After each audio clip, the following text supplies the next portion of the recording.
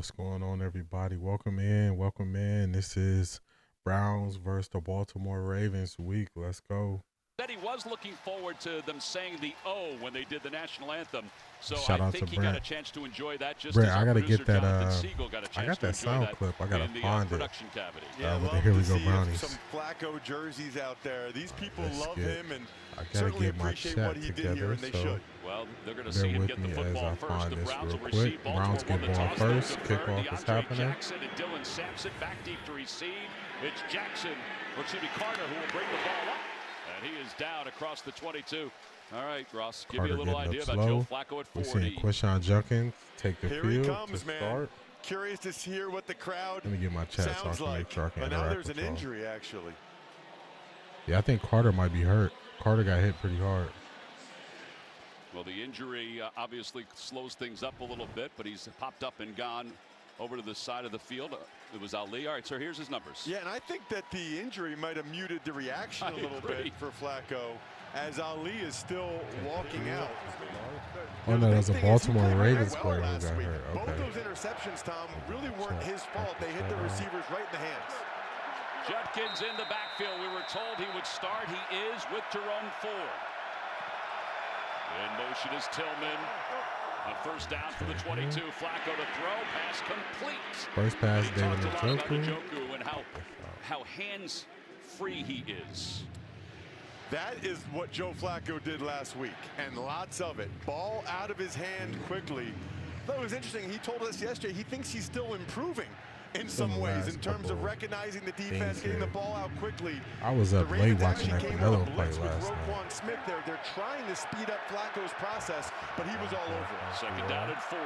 Fannin in the ball game, left side of the offensive line. The outstanding tight end. Flacco to throw. He's got Fannin.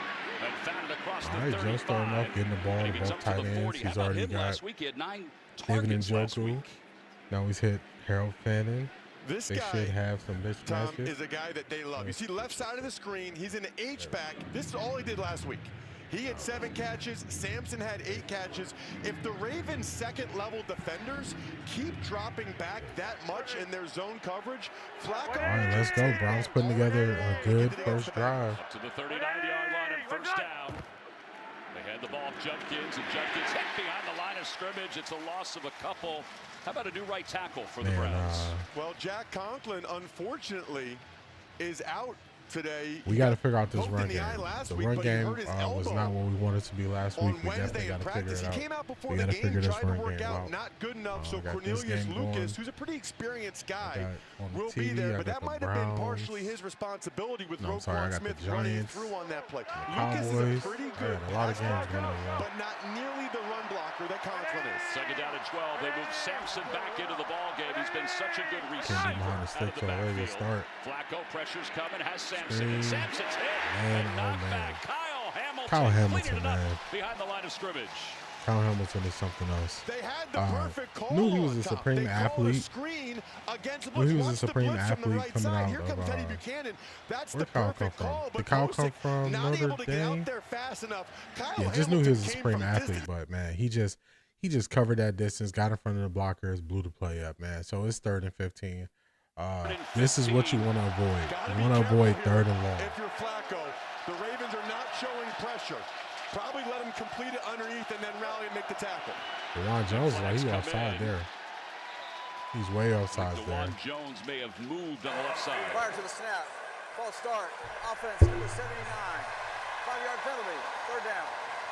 Well, the first 3rd and long of the game, it was certainly loud in here. And DeJuan Jones, when you're 6'8", 370, I promise they notice if you move a little bit early, like he did there. It's Not the start we're looking for. 3rd and 20. That's going to be a tough one. What's up, Brent? Tillman time. We're going to see. early in the season. And with these loud stadiums like M&T Bank Stadium as well. 3rd down and long. Flacco dumps it off underneath Jerome Ford. He's got a blocker. And Ford gets past the original line of scrimmage up to the 42. That's always funny because that's like a play that both teams are okay with, right? The Ravens are okay giving up some yards there as long as they force the Browns to punt. And the Yeah, we just get far enough. We get 12 yards on that play, just enough so we can come out here and punt. And so this is not how you want to see the first drive. just the loss of yards, not being able to effectively run the ball. You see Quinshon Judkins tried to run the ball, first down, he lost 2 yards. Hey, Brent, I'm doing good, man. How you doing today? How you doing, man? It was a long night, man. Watching that Canelo Terrence Crawford fight, it was a great fight, but it didn't start. I don't even know. Was it 1 a.m. my time? It was late, man. It started late, so it was definitely a long night. But we made it, so we here. But it was definitely a great fight. So I would say it was definitely worth me staying up for. So it was definitely good. Hope everything is all good your way. I know you out there traveling, man, enjoying life. So keep doing your thing.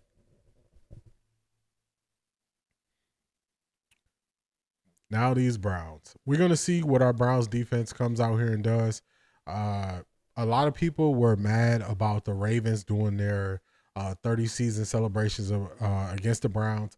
Me personally, I don't have a problem with it. When you win, you get to talk smack. You get to, to the victor goes the spoil. So a lot of people on the radio saying, oh, they take it personal and all this stuff.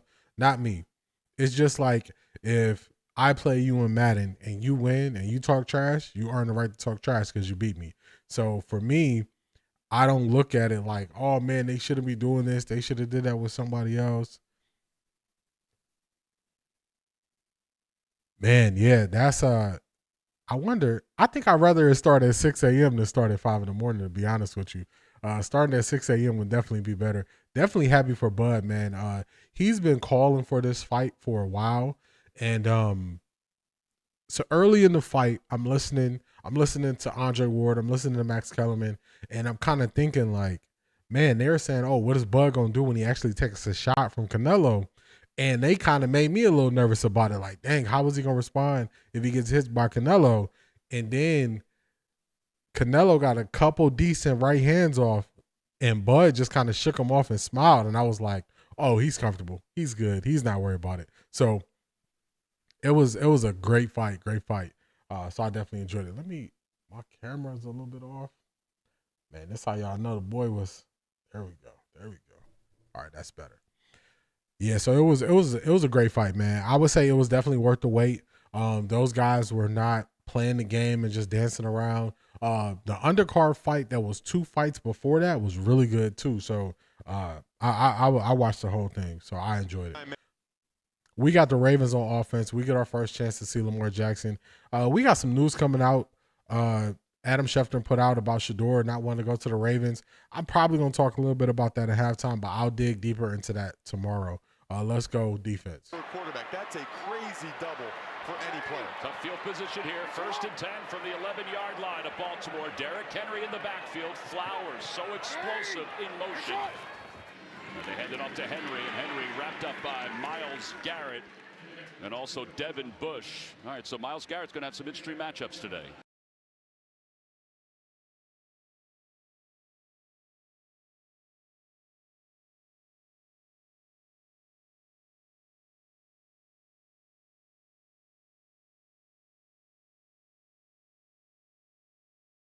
Give him some reps in obvious passing situations against the 2 guards for the Ravens. Those guys, Falalele and Voorhees, they're the weakest part of this Ravens O-line. Well, Myles was talking glowingly about Stanley and how he rebounded last year after the injury. 2nd down and 8, it's Justice Hill with his first touch, and they stand him up after a gain of 2. So this is a good start right here. My first, the thing that I was concerned about was, would the Browns be able to hold up against the run up the middle? So far, so good. 2 runs up the middle. They only gave up 4 yards total. 1 to Justice Hill, 1 to Derrick Henry. Now it's 3rd and 6. This is where you want to be with this defense. We got to hold up on 3rd down. Let's go. Garden on this one. They've got 3 guys to the right of the center. They're overloading that side.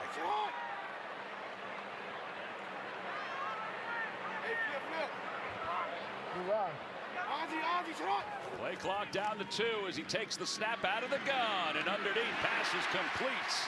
It's Wallace, and he's got the first down. All right, so they got the first down there. They're going to be able to move the ball at some points. One thing I noticed on that possession, it looks like Schlesinger is actually spying on Lamar. So I like that. We're going to see how Schlesinger can handle this. This is what JOK used to do really well with Spine Lamar. So we're going to see how we do. Like Zay Flowers or Wallace across the field. That's advantage Baltimore. Yeah. It'll be first down up to the 24-yard line after a gain of 10. Quick toss to Zay Flowers. Flowers, they like to get him into open space, and he's across the 30 to the 31-yard line. He'll catch those passes. He'll also come out of the backfield with some rushing plays. He had a career high on Sunday night, 143 yards against Buffalo, and he. So the Browns sold out for the run there, and they get it to Zay Flowers on the outside. So that was just one of those situations where their play call just beat your play call before it happened, and then guys just got to make the tackle after that. So 2nd and 3.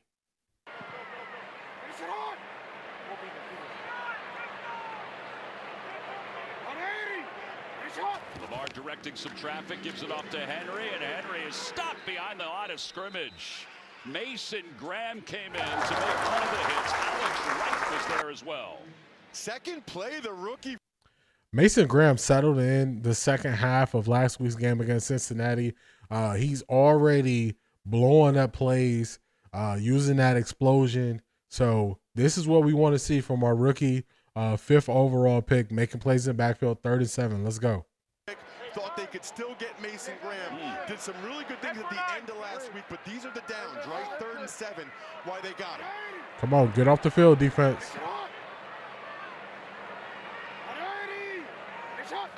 Lamar brings Flowers in motion, and he lofts one toward Flowers, and it's just a little too far, incomplete.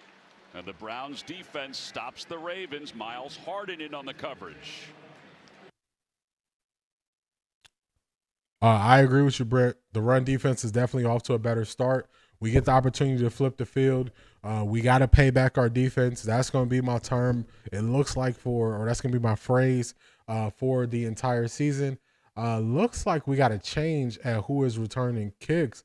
I'm not seeing Carter back there, so I don't know if Carter got shaken up on that kick return at the very beginning. But here we go. We got the punt. Hopefully we didn't touch the kicker there. Man, oh man, just a good kick that takes a big bounce. Who was that, number 19? 18. Joe Flacco of the Browns going back to work when we return. All right, so that's what you want from your defense. You want your defense to be able to, work and help you flip the field. You want to see them get off the field. Couldn't get the 3 and out, but got the 6 and out. That's where you got to take it. 6 and out, we'll take it. So, I like what we're doing. I like how they're using Schlesinger to spy on Lamar. I also like Mason Graham making his presence felt early. That was my concern. My concern going into this game was, could we stop the run up the middle? And so far, we've held up really well, defending the run up the middle. So that is a plus for us. That's what you want to see. You want to see guys making plays early in the game. And now we need a sustained drive from the offense. We have to figure out a way to get something out of the run game. We only had one run attempt on that first drive, and it was for -2 yards. So we have to just do a little bit better at getting something out of the run game. Because I heard a lot of people say, "Oh, Quinshawn is coming back this week. He's going to make the difference." And it's like, no. These guys are getting hit in the backfield. They're not even getting a chance to, make a cut or anything. The line has to do a better job, and Kevin Stefanski has to put the offensive line in position where they can excel in the run game. So whatever they need to do, they have to figure it out so they can get better at running the ball. So that's what I want to see from the Browns. Those are my early takeaways. I like what I'm seeing on defense. We got to see. We need the offense. Now back to a little bit of what I was saying earlier about the Shedeur Sanders situation. I'm going to talk about it more tomorrow.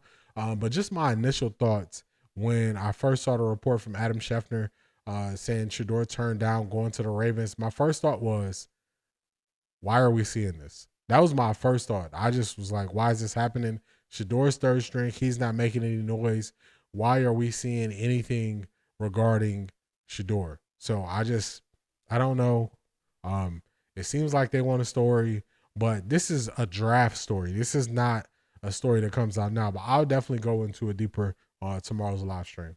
Offense. Remember, Stefanski was around Brett Favre when Favre was 40, and he talked about, like, some guys can just throw the ball. Here's Judkins with his second run, and he gets positive yards up to the 14. Speaking of Judkins, the second. All right, so that's a little bit better. Got a couple yards there. I was seeing reports that Judkins is going to be on a snap count, maybe 15 snaps. So we will see. The Browns are very particular with how they use their running backs. Nick Chubb, they like to keep him in that 15 to 18 carries. He will play more snaps, but they like to keep the carries there. So we're going to just monitor how they do with Judkins. Missing all of training camp. Fascinating to see his usage today. Yeah, Kevin Stefanski told us he does have a number in mind. He didn't tell us what that number was as Flacco overthrows his intended receiver. It was Isaiah Bonds. Kyle Hamilton in on the coverage. That play right there, I'm going to make sure I earmark that play to look at on all 22. Seems like he could have took the check down versus trying to take the deeper shot there. But, Joe's going to definitely want to take his shots downfield. But it looked like the check down might have been there. Just got to see once all 22 comes out. 3rd and 6. Let's see if we can convert a third down. He's right there in the wing position. Keep your eye on 44 wherever he goes. Yeah, 3rd down and 6. He could be used by Flacco, who looks left, throws left, passes incomplete, broken up, Marlon Humphrey.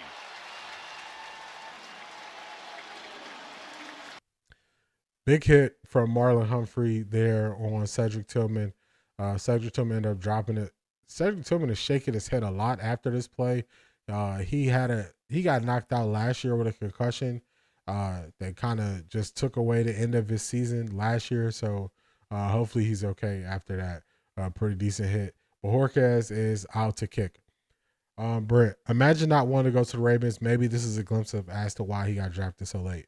See, I don't look at it that way. I look at it like we already have a case study of somebody going to Baltimore, playing behind Lamar, excelling, and then still being viewed as a backup. And, man, the special teams, man, oh, man.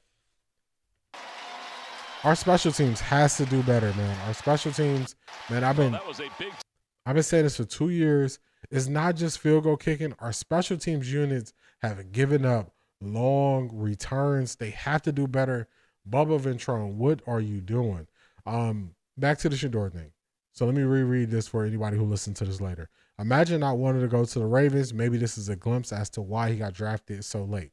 See, I don't view it that way. I view it like we already have a case study. We already have Tyler Huntley, who was Lamar's backup for a couple years, made a Pro Bowl when he actually had to get in and play in place of Lamar, and he's still viewed as a backup. So it's really hard for you to get a shot, and people believe Tyler Huntley only excelled in that Baltimore Ravens offense. The offense he excelled in, unfortunately, is a Greg Roman offense, not a Todd Monken offense. Greg Roman is now the OC out in for the Chargers. So you get just kind of caught up in that shuffle. And I even heard Alex Smith saying, oh, you just go sit behind him for 3 years. Now, I don't know if people can gauge the amount of competitiveness you have to be a professional athlete. But find me any professional athlete that wouldn't be willing to bet on themselves in a situation where they got to play early versus them willingly signing up to sit for their 3 years of their contract and then take a shot afterwards. Just the way the makeup of the professional athlete in any sport, find me the one that will be okay with just saying, I'm going to sign up to be a backup and not see the field for 3 years. You're not going to find that many of them who would sign up for that. So we applaud athletes when they bet on themselves when it comes to free agency, when it comes to how they sign contracts. They are wired a certain way. So you're going to be wired to, yeah, I'm looking at the Baltimore Ravens like this is a winning organization, so I can go there and sit, or I'm betting on myself that I can handle the pressure of being the guy in Cleveland. So I think that's the decision. Sit or put the pressure on yourself to try to be a guy in Cleveland. I want the guy who is willing to bet on himself and try to be the guy in Cleveland. I don't want the guy who's knowingly and willingly signing up to just go sit for 3 years. Not at quarterback. Quarterback, once you sit for 3 years, you're a backup for your whole career. You can't do it. And Joe Flacco would be the quarterback you're going against. He said that was not on the bingo card, that's for sure. Well, excellent field position. You saw Andrews go in motion. Remember, Isaiah Likely is still out for the Ravens as another tight end. Pass is complete. It's Bateman. And Bateman makes a man miss, and Bateman's got close to a first down. You know, we talk about Joe Flacco and Lamar Jackson. Lamar took over for Joe Flacco. I mean, take a look at missed tackle right there. Missed tackle right there by Denzel Ward. You got to clean that up. Not sure if he still has that lingering shoulder issue. Could be. But Denzel Ward got to clean up that missed tackle. Yeah, it's I think it's easy to look at it in a negative, but you got to flip it. You got to look at the makeup of who you're speaking on. So you can tell, you know, that Flacco, maybe that even motivates him a little bit. Yeah, Joe even admitted, he said, listen, I'm human when it comes to things like that. A first down for the 39. Jackson pumps once, now goes to the near side for Flowers. He overthrew him. Denzel Ward was in on the coverage. You know, it's funny, Lamar said about Joe, he said, what do you remember? Lamar having some accuracy issues to start this game off. I'll take it. It could be he's kind of pressing. He probably felt Myles Garrett coming off the edge there. That's what it could be. But I'll take it. 2nd and 10. You always, if you can get the 2nd and 10, you're doing things right. You are doing things right. So let's see how the defense handles the 2nd and 10. It certainly fits Flacco's demeanor. 2nd down and 10. Do they got to get Flowers involved again here? They're going to have to burn the timeout. They got to burn the timeout. Delay game. They do get it to Flowers underneath, and Flowers, look how quick he is. He makes a man miss before he gets down to the 30-yard line. Man, that was real close. I thought we were going to get the delay game there. They just got that snap off. Then Flowers just, man, puts his foot in the dirt, makes that cut. Just a great play. Look at it. Yeah, he made that cut. That's a tough one. We got to get him contained. 3rd and 1 from, what was that, 29.5 yard line? Andrews under center will keep it and go. And he's got a first down. That's not a form of the tush push there, is it? No, first down, QB sneak by Mark Andrews. To do the quarterback sneak, Schwartz knew it was coming. I think everybody knew it was coming, and Andrews does it very, very well. The linebacker's a little bit late to react to Andrews being underneath center. Ball is moved to the 28-yard line. 3 first down so far for the Ravens. They're chewing up some clock. They began with excellent field position, and they've got 2 tight ends on the right side of the offensive line. Henry's hit at the line of scrimmage and pulled down Isaiah McGuire. Time to check in with Adam Schein in New York. Derrick Henry pushing off, not liking how he got bottled up on that drive right there. Hey, that's part of it. If you get Derrick Henry, if you can stop him early where he has to shift his weight early, that's when you have success on him. You don't want him to get 4 or 5 steps on you coming downhill. That's when it's going to be really tough. Justin Fields, that first down, by the way, that's exactly what the Browns want. A negative yardage play to get the opponent behind the chains. 2nd down and 12. It is Henry in the backfield. Pressure's coming. Jackson stays in the pocket. He's got Bateman. Henry clipped the pursuer, Isaiah McGuire, and that gave Jackson a little chance to dump it off. You can't just be a running back, right? You got to do the dirty work sometimes. Watch Henry here on the end man in the line of scrimmage, McGuire. Bam! Takes him out the legs. That is beautiful. That's exactly how you want a running back to do that. Gives Lamar enough time, and not only that, probably slows down McGuire a little bit the next time, right? Nobody likes getting their legs taken out from under him. They're down at 7. Hill's in the game. Henry's out, as you saw. Lamar slant, and he couldn't get Bateman. He threw it behind him, and it'll be 4th down. Greg Newsome in on the coverage, and we're going to see. That's a great stop right there. That is a great stop. 4th and 7. it's kind of strange. Lamar has been off with his passes. This is when we gotta get on top of the Ravens when this is happening. They start off a great field position plus the 50-yard line from the punt return, and we're gonna hold them to a field goal attempt. So this is exactly what you need to do to the Baltimore Ravens.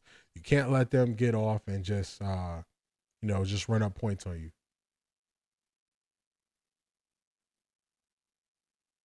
It's funny because the Browns kicker missed so many kicks that I look at other kickers when they're kicking like they might miss two. But that's only a Cleveland thing. That's not really that's not a every team thing. So they don't miss kicks at the rate of the Cleveland Browns. Yeah, I don't know why I got that confused earlier. I'm like, who's 19? That's Cedric Tillman. Cedric Tillman and on the punt return, which was kind of odd. So I just wonder what happened with Carter, if Carter had some sort of injury or anything like that. Let's take a look. Let me jump over here to let me go to X and see if we got any updates on if Carter has some type of injury.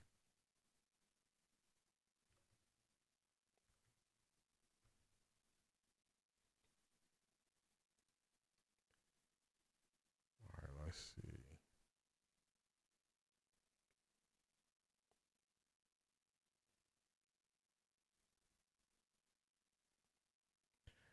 All right, so I'm going down. I'm going down my timeline. I'm not seeing any news on Carter, so not seeing anything yet. So I'm not sure if they just took him out, they wanted to switch him up. Yeah, it's crazy. I mean, it's one thing if you had like a top prospect quarterback who, you probably get a number 2. Man, they just get 19 to anybody. They let anybody just jump and wear 19. It's kind of crazy. It's kind of crazy how they just, hey, you want 19? Here you go, take 19. It's all yours. You like, man, some teams just don't allow their great players' numbers to be played. Even if it's not retired, they're like, nah, we're going to hold this number out. And that's not one of the things Cleveland decides to do. Set up the field goal for Baltimore. How about some bulletin board material this week in the National Football? The bulletin. How do y'all feel about when they're saying it's bulletin board material? Grant Delpit said it's not hard to tackle Derrick Henry. What you want the defender to say? Oh man, I'm so afraid to. I'm so afraid of tackling Derrick Henry, and then you want Jerry Jeudy to say, "Oh, their DBs are so good." Like they kept it short. They didn't go crazy. So if you need bulletin board material to get you hyped up and ramped up for the game because you can't do that on your own, then that's a whole different story. We got the kickoff here. Let's see if Carter is in on the kickoff for kickoff return here. Lineman was running out of his mouth. That'd be a guy we would want to get after early in the game. The flag comes down, a false start. Short free kick by the kicking team. Ball's So we got a false start. It looks like they're going to be re-kicking that kick. So we got Dylan Sampson and Jerome Ford on kickoff return. So I don't know if it's or we just took the 5 after the kick. I don't know what's going on with Carter, but man, just with those are our 3 running backs, and Quinshon Judkins is not going to have a full load. Why are we using both of our running backs on kickoff return? That's not making sense to me. You use one of them, but you can't use both of them there. They feel good field position from the 40-yard line. Flacco under center. Judkins, and he is hit immediately. Roquan Smith. You could always count on Sundays with the NFL on CBS and Paramount Plus. It is a loss of 4 on the play.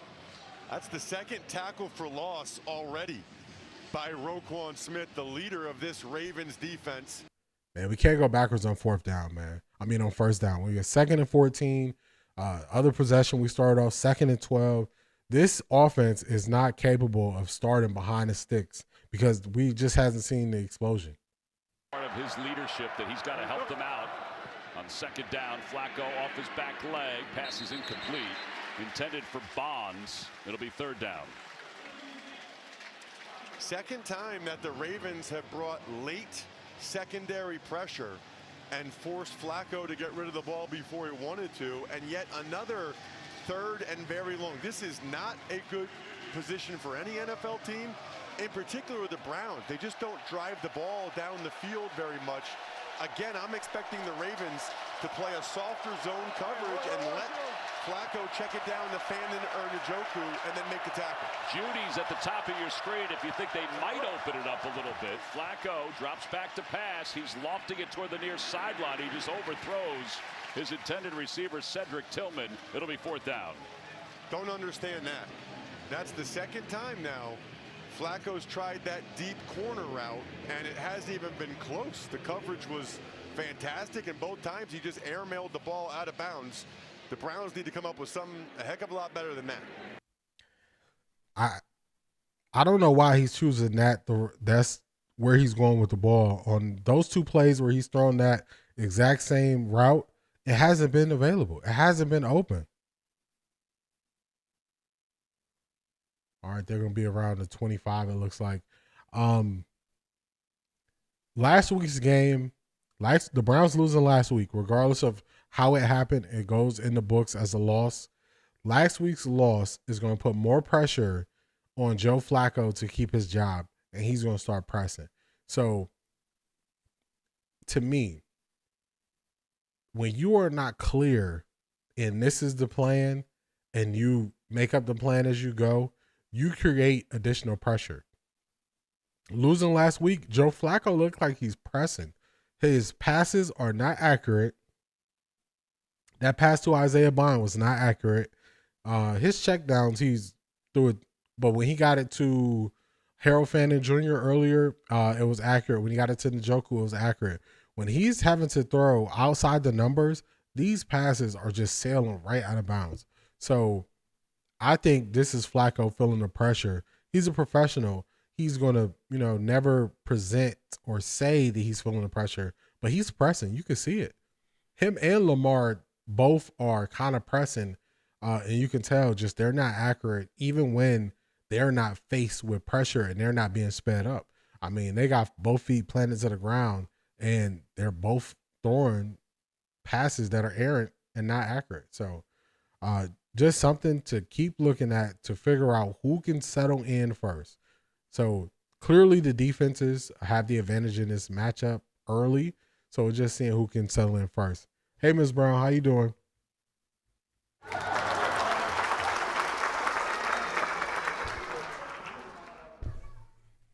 Yeah, so we're going to see who settles into this game first, who can get their footing.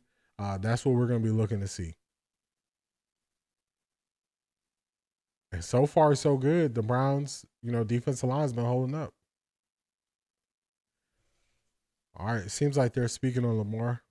Interestingly here, this one to Zay Flowers, they're not even on the same page on which shoulder, and he threw out of bounds. And that one to Bateman, you just don't see that very often from Lamar Jackson. He's become such a pinpoint accurate passer for the most part. He talked about the Browns always providing chaos. Are they providing chaos against him so far? Is that why? I think they've done a good job a couple times, especially against the run, but on both of those throws right there, he had plenty of time. Well, it'll be first down. Yeah, I think Lamar's pressing, and I think Joe Flacco's pressing. To get Derrick Henry involved. 3 carries, -5 so far. Last year, he averaged 56 yards in the 2 games against the Browns. He's That looks like Justice Hill in the backfield. On first down, Jackson coming off the edge. Let's go. Myles Garrett will get a piece of that one. My bad, y'all. I get excited. I'm sorry for yelling in y'all ear. Well, and this is the value of having Myles Garrett, okay, coming off the edge. He gets favorable matchups for the other guys. Inside move against Stanley, spins around, and then Cam Thomas helps to finish it off. That is not a good play or rep for Lamar Jackson. I know that Lamar is so good at scrambling and making guys miss, but he has got to get rid of that football there. You can't take a 10-yard loss. What did Myles Garrett tell us yesterday? He said, when you get Lamar, you can't miss your shot. On second down, they hand it off, and there's Myles Garrett again. Nailed him in the backfield. It's a loss of 2. I appreciate that. You know, that excitement just came out. I'm just, watch this. Excitement came out just yelling. He just left arm knocks down Ronnie Stanley's arm. Stanley was a little bit too overset with how heavy he was coming forward. Myles goes right around him. I mean, the guy is single-handedly ruining this series for Baltimore. 3rd and 21. If you're the Browns, you got to play soft. Cannot let them throw the ball over the top. Oh, I like this. Lined up over the guard right now on the left side. Yeah, I like this. And he jumps. Come on, Myles. Come on, Myles. Maybe he needed a breather. Well, you know, first of all, he's not used to being that close to the center. And to hear the quarterback like that. Encroachment. Defense. Number 95. 5-yard penalty. Third down. I 3rd and think he 16. was very excited to have a chance to rush against the right guard, Daniel Fa'alele, for the Ravens. I think he had visions of 3 straight tackles for loss dancing in his head. He's still on that right side. All right, they moved Garrett to the outside on the right side. Bringing in the tight end to chip against him. They're down at 16. Yeah, don't jump. Jackson underneath to Hill. Screen. Hill. Come on, get him down. He's going to be tackled by Grant Delpit. And as he gets across the original line of scrimmage. If you like check downs and screen passes on 3rd and forever, boy, is this the game for you so far. Well, that'll be. Ross Tucker, I agree with you. That's going to end the first quarter here. A couple seconds ticking off the clock. That's the end of the first quarter. Baltimore Ravens are winning 3-0 versus the Cleveland Browns. Both defenses are holding up pretty well so far. Myles Garrett wrecked that series, which we know he's capable of. He looks like he's going to have half a sack, tackle for a loss on that series. So this is what you want to see from the Browns defense. This is the way that the Browns defense can win games. They have to just dominate. They got it. Once the Browns defense gets you in 3rd and 10 plus, you're really nervous. And now Jim Schwartz is doing what he did a couple years ago, moving Myles Garrett around, using him like a chess piece. They are changing the way that the Baltimore Ravens can call plays based on where they line Myles Garrett up. So if you always just have him lined up over the left tackle, that's easy. They can, game plan around that. You put him over center, you put him over guard, you put him over right tackle. They got to adjust. So it looked like on that play, they might have had help with the tight end on the screenplay, but with Myles going and lining up over the right tackle, they're going to put the tight end on that side, the chip. That could potentially be taking away one of the blockers for your screenplay that you ran to the left side. So they probably wanted to run that screen at Myles, not run it away from him. So just you see the chess game happening in real time with how they're moving Myles around, how they're using them, and this is how the Browns can have success. So we got to get this offense going. Now, I'm one of those people that I just call things as I see them. In the preseason, I was saying, hey, Kevin Stefanski was struggling when teams went to cover 1 and they used cover 1 man and they disguised it as cover 2. So people were telling me, I post my clips on TikTok. I post my clips on YouTube.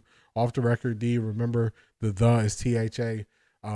Go like, comment, and subscribe. People were saying, oh, man, you're just saying this because it's defending Shador. And I'm like, no.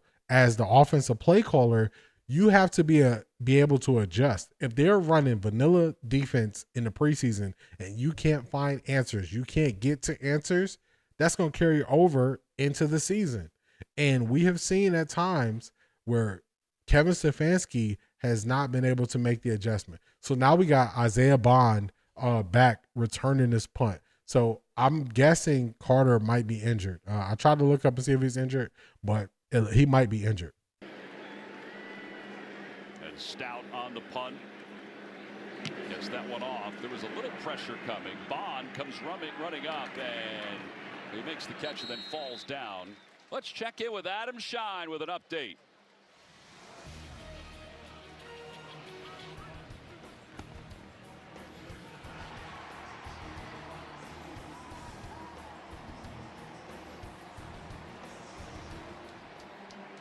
All right, Adam. Well, the Bengals last week in the second half couldn't manage a whole lot against the Browns. They've got a 3-game winning streak against Jacksonville. Joe Flacco and the Browns. You see Fannin in motion. We'll see if he gets him involved on this series. The rookie tight ends, the rookie bow-legged tight end. They give it to Judkins. Judkins trying to get to the edge, and Judkins does have the speed to do so as Marlon Humphrey tracks him down. It's a gain of about 8 yards. That's what I want to see from these Browns running backs. I want to see these Browns running backs be able to bounce it to the outside when the holes close up early. You saw some of that speed from Judkins there, turning that into a positive play. Also, when we run wide zone, I want to see us be able to cut back and make plays. So let's see. When Judkins is out there. Well, they give it to him again. And you can see his moves as he dives forward. He's shy of the first down. John Jenkins made the tackle. It'll be third down. So, all right, so we'll get a chance to see whether he's in there or not on third down.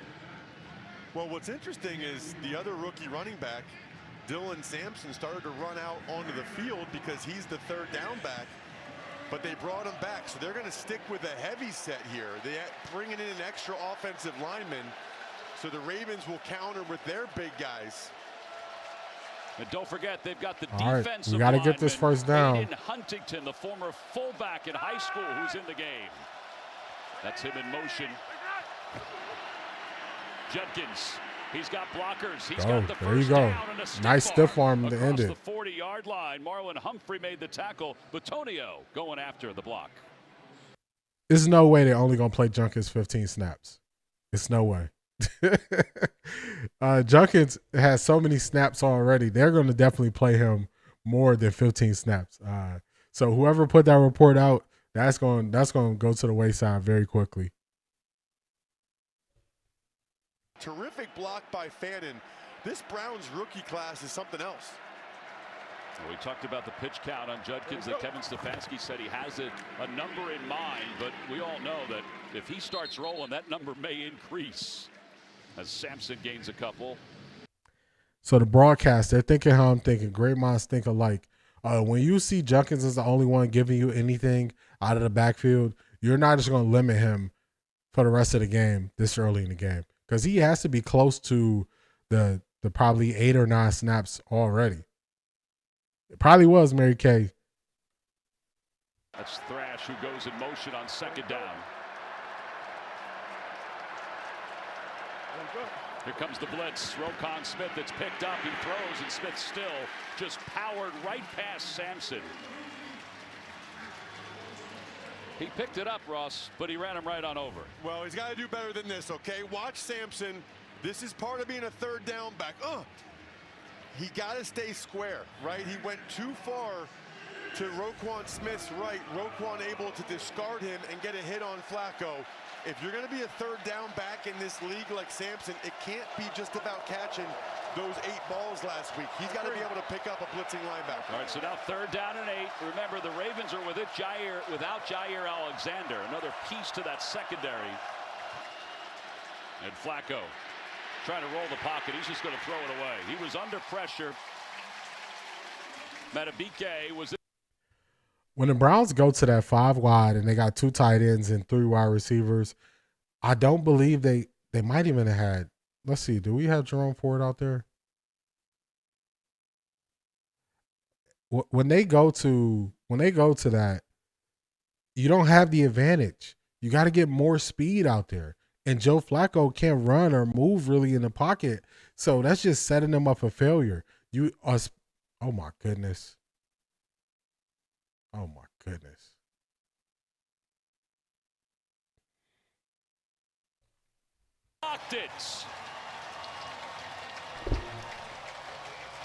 So we got a block punt, and Bojorquez is looking to be shaken up.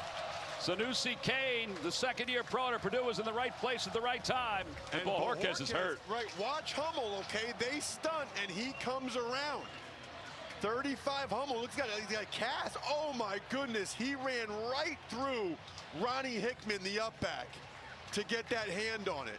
That is not good enough from Ronnie Hickman as the personal protector, and that does not look good for Bojorquez either. Well, Bojorquez is limping. He's going to go to the blue tent. Man, oh man. They may have to rely on Schmidt to punt also, which he did his freshman year at Syracuse. Great field position for Lamar and the Ravens on first down from the 25. They give it to Henry, and Henry powers his way forward, and he's inside the 15. He fumbled the ball. You got to Oh my goodness. I think the Ravens Who got may it? have recovered it. Ronnie Hickman knocked it loose. Ross, he only had one fumble last year, and remember, he fumbled last week against the Bills. No, that's Cam Mitchell punched it out. Absolutely a fumble. Cam Mitchell with the peanut punch. This is crazy. Derrick Henry had, to your point, Tom, one fumble over the last 2 seasons. Then he had a costly fumble Sunday night against Buffalo. Ball was out. Browns missed Yeah, a they golden punched that out. opportunity to recover that. Didn't see who recovered it by the Ravens, but terrific hustle by them. On second down and 1 off the play fake. Lamar looking to throw, throws toward the end zone. Caught! Touchdown, Baltimore. Wallace got free. Y'all see how quick things turn around? Stuff turns around so fast, and you go from having your defense playing a great game to the short field after the block punt. You might be down your punter. You make a great play in Cam Mitchell and punching the ball out. Browns don't get the recovery. Guess who they throw the touchdown pass on? Cam Mitchell. Life comes at you fast. Small things like this become a turning point in a game. And the offense has to pay the defense back. And it's looking like Joe Flacco might not be capable of getting this offense going. And they're saying, oh, he's the best option. He's the best option. Joe Flacco is not playing like he's the best option for the Cleveland Browns offense. He's not playing like it. And y'all heard the whispers, or not the whispers. Y'all heard them trying to put out stories now saying, hey, we don't even need to see these rookies play. So what are we going to do when Joe Flacco is not looking like he can run the offense effectively?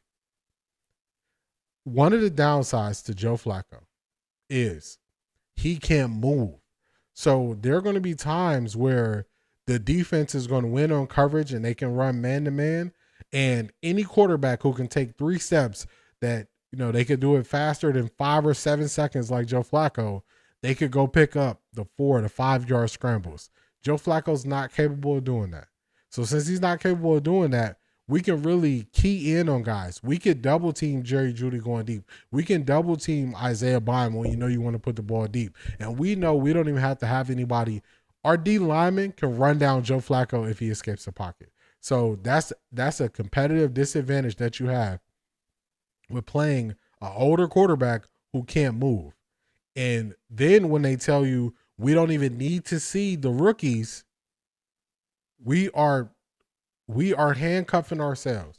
We are handcuffing ourselves, and you just can't. Definitely, the Ravens know why they got rid of him. They know why they got rid of him. They know why they let him walk. They know why they said, no, we're moving forward with Lamar. So, you know, they just know his tendencies. They got so much tape in-house on him.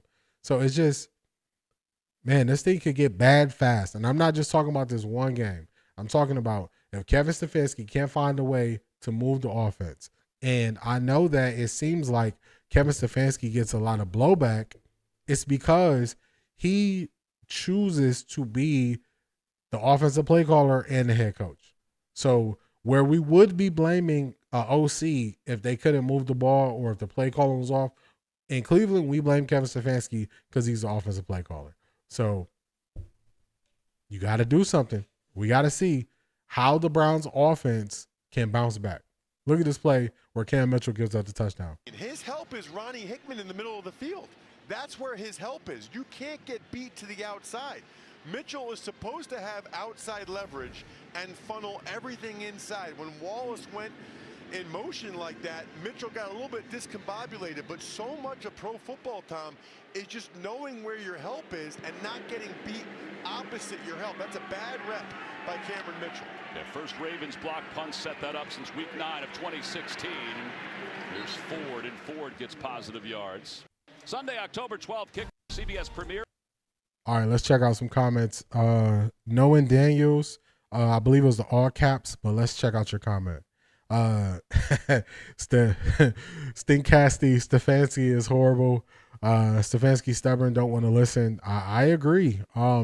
You know, you got to adjust. Stefanski is not known for making in-game adjustments. That's not his forte. That's not what he's known for. He's known for doing what he sees fit and just keep going back to that well. So we're going to see what happens. But Jorquez got his helmet. Looks like he's going to the locker room. Flacco passes incomplete. It was intended for Tillman.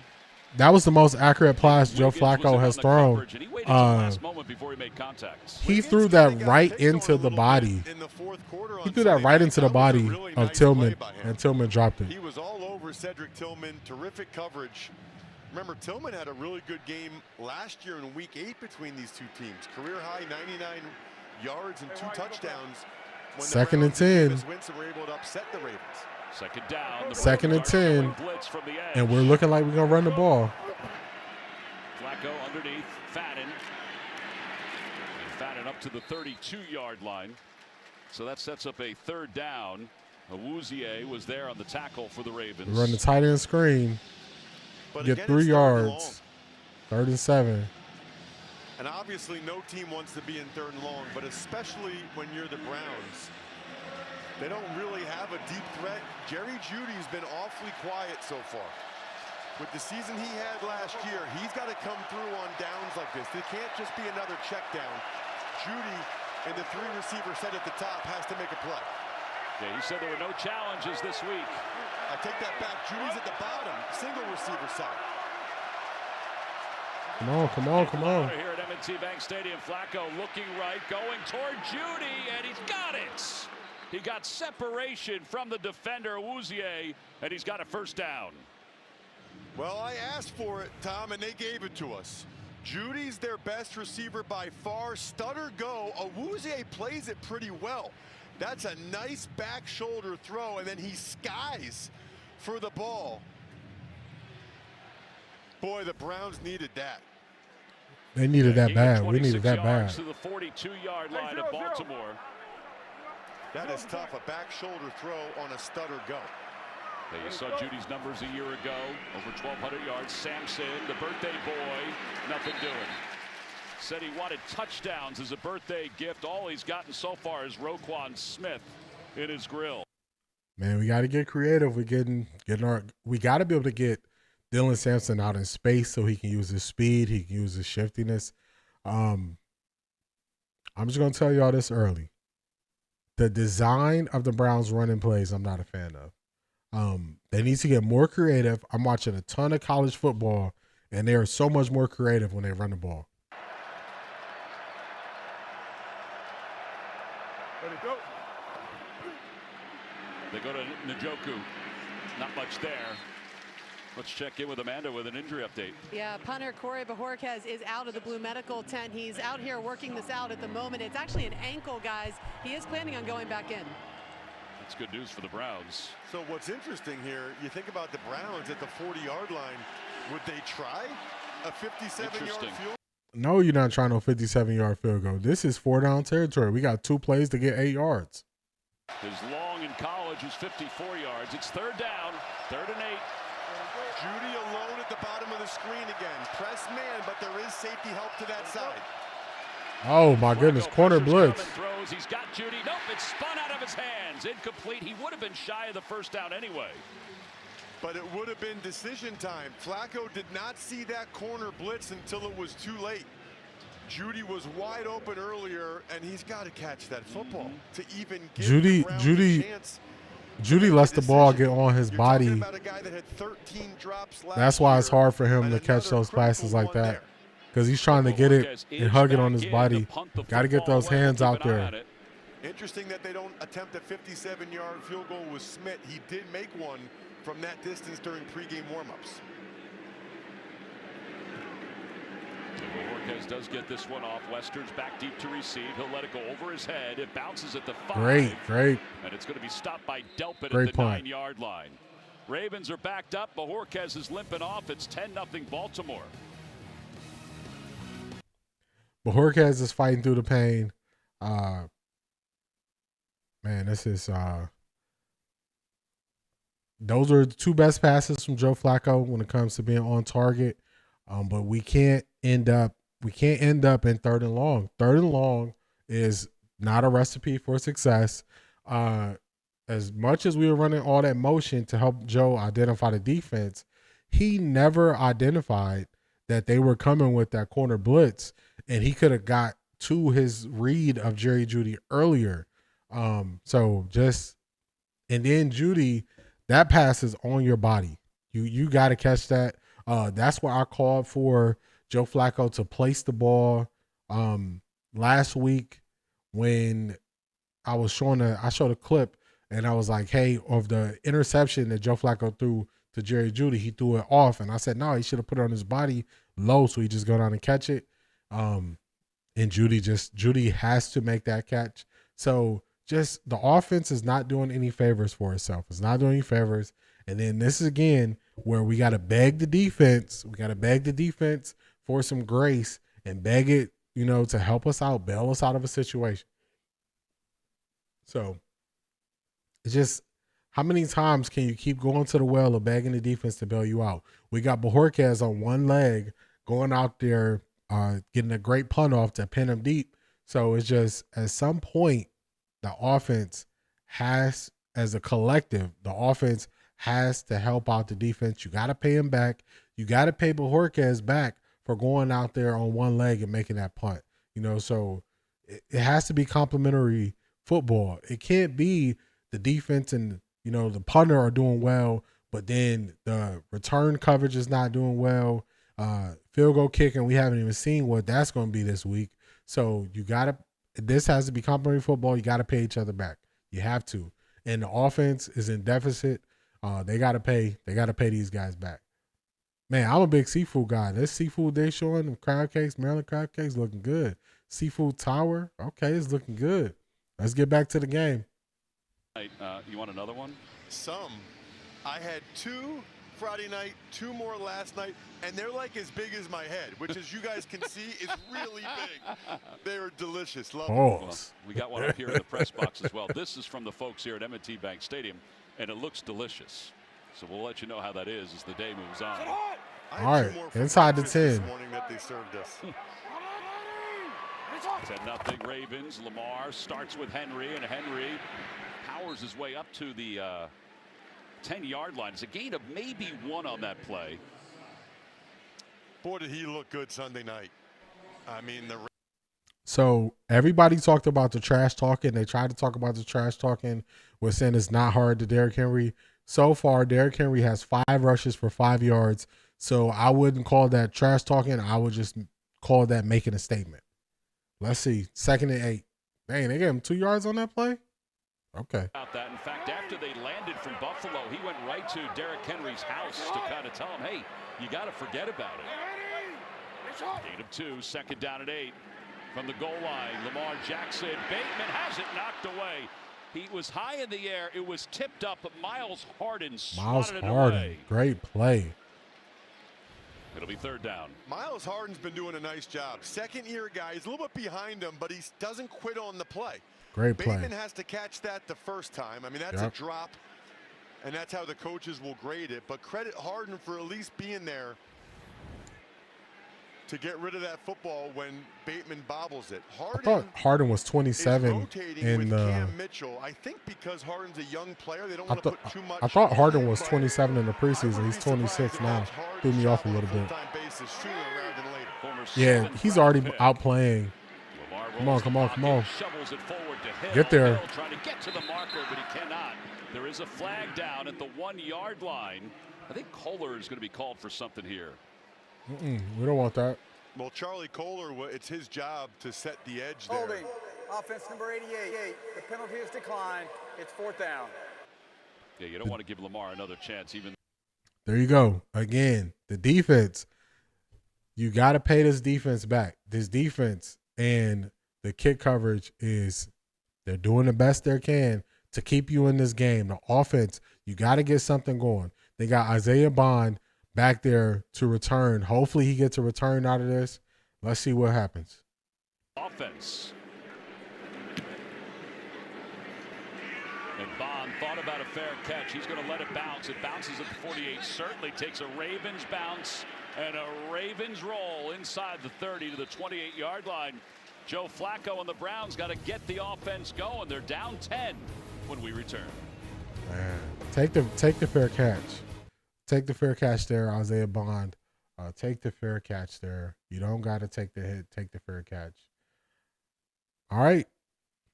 What are we going to do? Are we going to get some offense going? Are we going to, stay out of 3rd and long? The Browns, the last couple of years, have been one of the worst 3rd down teams. And the reason they've been one of the worst 3rd down teams is because they live in 3rd and long. And the Browns offense is played through the run. So if the run doesn't work, you might as well cancel the Browns offense. That's how their offense works. So if we can't get 4 yards a carry, the Browns offense is done. And y'all are seeing this. And it's been like this. So they have to figure out a way to get guys open. And then also, I know they like Harold Fannin. I know they like Njoku. But Harold Fannin and Njoku are not dominating when we got 2 tight end sets on 3rd down. We got to go to we got to go to 3 receivers, 1 tight end, 1 running back. That's what we have to go to. I know you like Harold Fannin, but both of them can't continuously be in. We saw it when it was 3rd down and we went to the 5 wide with 2 tight ends. That wasn't successful in the preseason. It wasn't successful last year when we tried to run that with Deshaun Watson. It wasn't successful 2 years ago on opening night when we played the Pittsburgh Steelers and we went to that 5 wide with the 2 tight ends. Deshaun Watson throws a tip pass versus Steelers. They get it. They return it. So we got to scrap that from the playbook. That has to go. Teams aren't fooled by it. That's something you go to on a 1st or a 2nd down where you start off with, 3 to one side, 1 to the other side. Then you spread them out to 5 wide. But just starting out in the 5 wide with the 2 tight ends, it's not doing what you want it to do. We're not having a success from it. He's about 40 friends and family members here in the stadium, including his wife and his kids. And he said, my kids absolutely love what I do, but you got to remember where I'm from. He said there's a lot of trash talking going on. My kids are kind of my biggest critics, but they're also my biggest fans. And we asked him, what keeps you motivated to play? He said that's a big part of it, but it also could still be the money too, right, Tom? Absolutely. He said $4 million is still $4 million. And a reverse, and here's Hey, Bond. creativity. Speed. And up to the 36-yard line. Yeah, Flacco said that when he told his kids, particularly Daniel.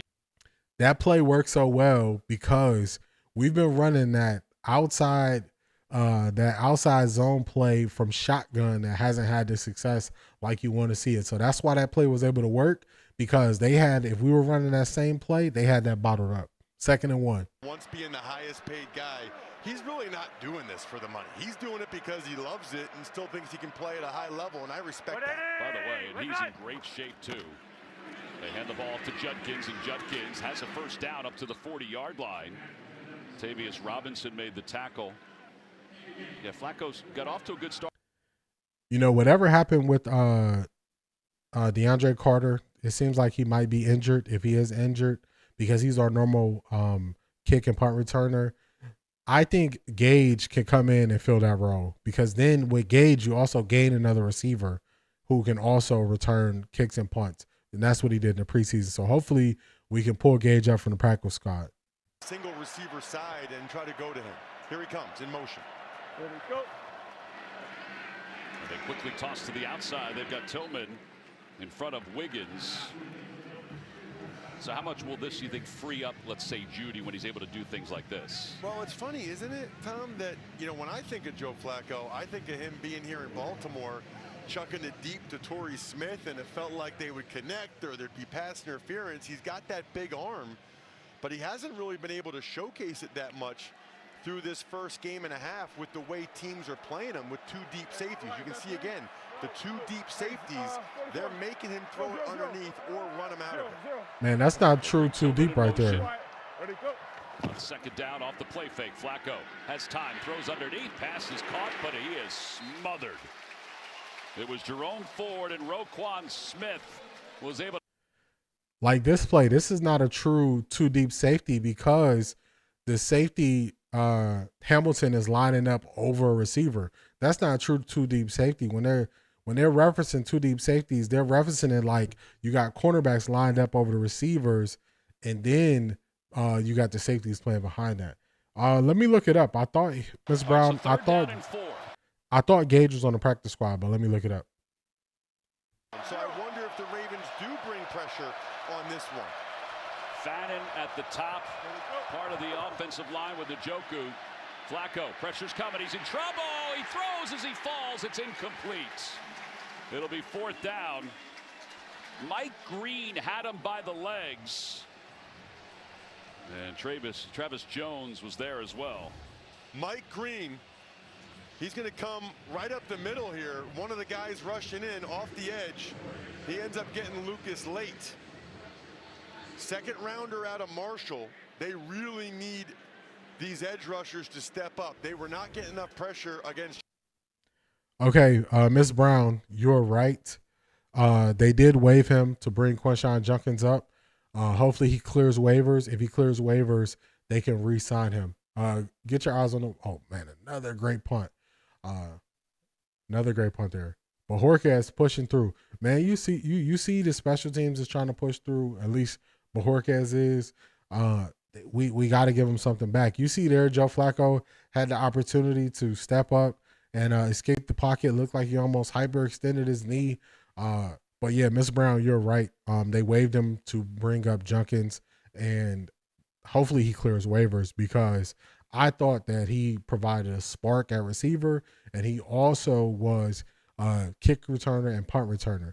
Another position that's underrated that the Browns haven't been able to get right is the kick and punt returner. Every year they're assigning a veteran kick and punt returner who somehow ends up getting injured for the season, and this happened like 3 of the last 4 years, I believe. Goes from Old Memorial Stadium as they celebrate the 30th anniversary of the Ravens. Andrews in motion. Jackson has it tipped, and it's incomplete. It was tipped at the line of scrimmage. Let's check in with Adam Shine for an update. Tom, I want you and Ross to take a look at this. Finally, the Giants score a touchdown. Russell Wilson, look at this grab. Malik Neighbors, you gotta love sports. Tom McCarthy, back to you. A lot of talk about Jackson Dart and whether he would be the quarterback eventually for the Giants. Looked like it was a pretty good pass. Well, whoever the quarterback is, throw the ball to Malik Neighbors. Mrs. Brown, I don't know if it'd be for more money. It might be the same money. Off the play fake. Lamar from the end zone. Pumps a few times, throws. He has Zay Flowers, and Flowers is taken down right at the 10. Man, we are so close to getting to Lamar again.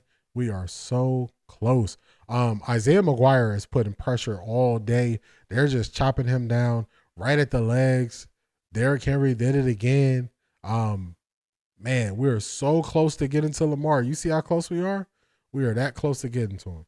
All right, we got 3rd and 3. They'll get terrific field position. And with 3 timeouts left. Myles Garrett over the right guard here. Don't jump. Lamar moves the pocket. Andrews. Come on, get the stop. Get the stop. Andrews is right at the marker. Let's see where they Where they going. going? He thinks he has it. Greg Newsome was the first one. Rayshon Jenkins the second one. Boy, that is close. Kevin Stefanski's going all the way down to take a look at it. They're saying 4th down, Russ. I would say he's at the 13 and a half. Yeah, why would line. that'll make sense? Why would Kevin Stefanski be looking at this if they marked them short? Kevin Stefanski not looking at that. That's Baltimore's looking at it. And Baltimore looks like they're going to be ultra aggressive and potentially go for it. Nah, they might just be running the clock down to the 2-minute warning. They might be running the clock down to the 2-minute warning. They will punt the ball away. And remember, the Browns have 3 timeouts. They do not have their normal punt returner back there, though. So we've reached the 2-minute warning here in Baltimore. Yeah, they haven't given us an update on Carter. But a couple of seasons ago, it was Marquise Goodwin they signed. Before that, they signed a returner from Chicago who ended up getting hurt and never playing. So the Browns take the most expensive way to build up their team, especially when it comes to receiver, and they have to start developing guys. Development has been a big word that a lot of people are talking about when they're only talking about quarterbacks, but the Browns haven't been able to develop a kicker. They haven't been able to develop a return man. They always are signing one. They haven't been able to draft and develop receivers. So it's not just one position that they're struggling to develop. They are struggling to develop multiple positions that are vital to your team functioning properly. So it's insane how people are overlooking that when they want to keep Andrew Berry here.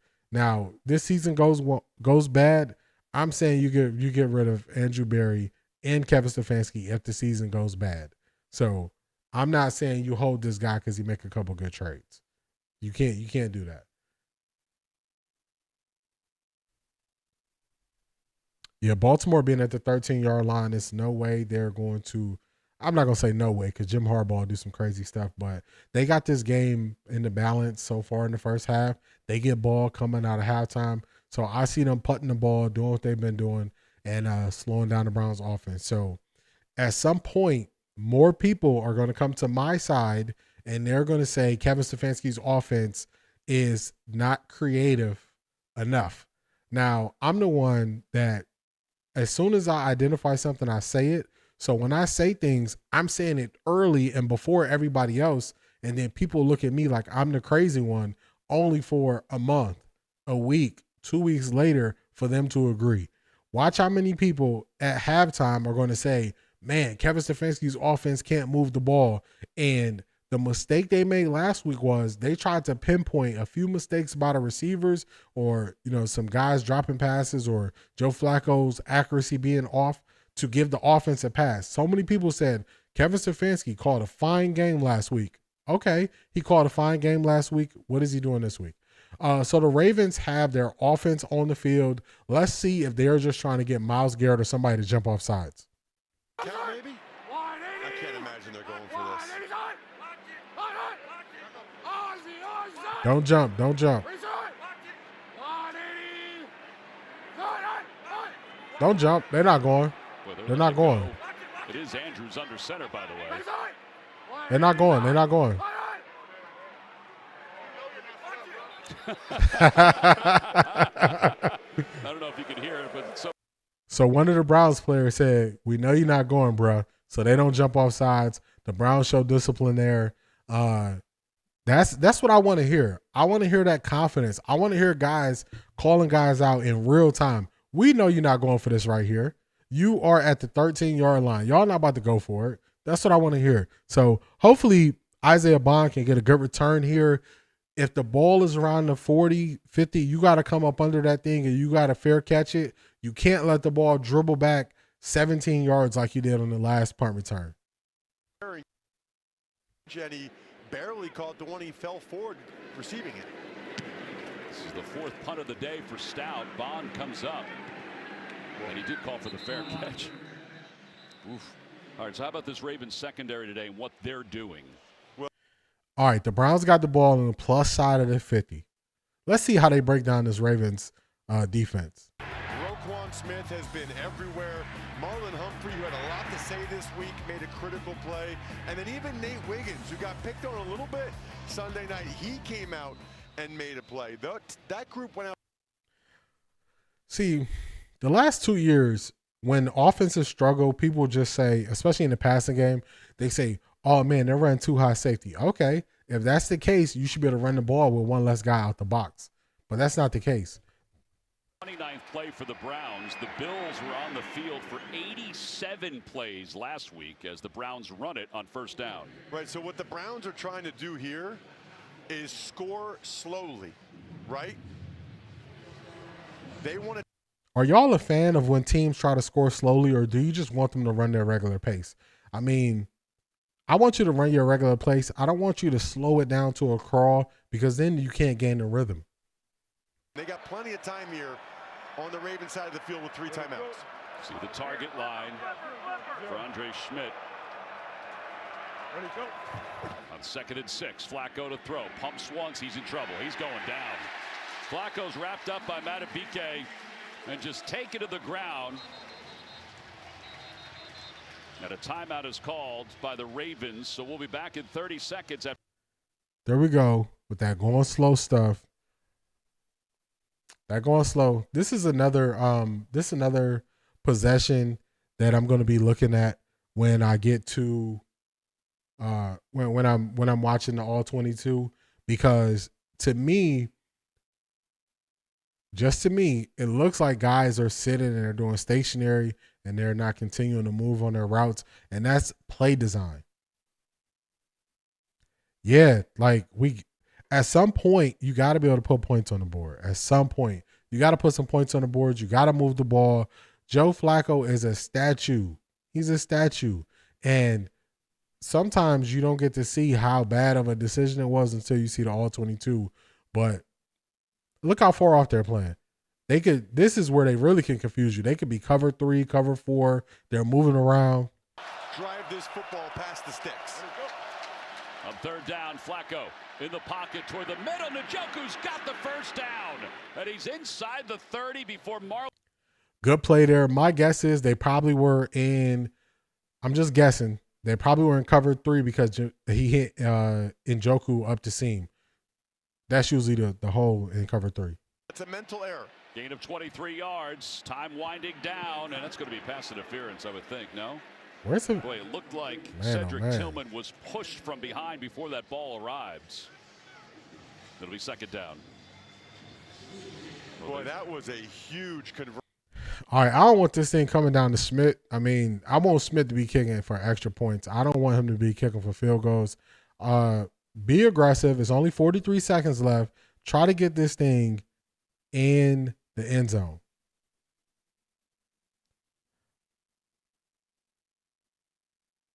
Did they have to roll him off the field?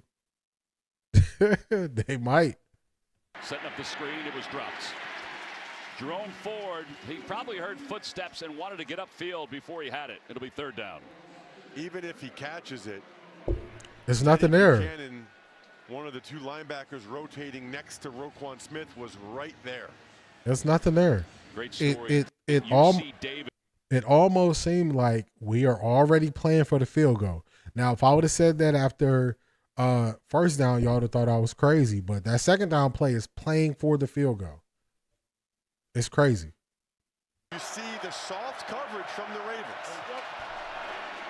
On 3rd down, Njoku again, and he's down to the 20. He's shy of the 1st down. And a timeout called by Baltimore. Very big decision here if you're going to try to force it and go for it, or if you're going to go to Schmidt and see if he can get you the field goal. Then this is a way harder decision. 4th and 2. Stefanski flipping over that call sheet, trying to see what he has for a 4th and 2. Looks like he's calling in a play, but that could be a dummy play that he's calling in. They're just going to try to get Baltimore offsides. I hope y'all were here and y'all heard me say they got to get out of that 2 tight end set when it's not working.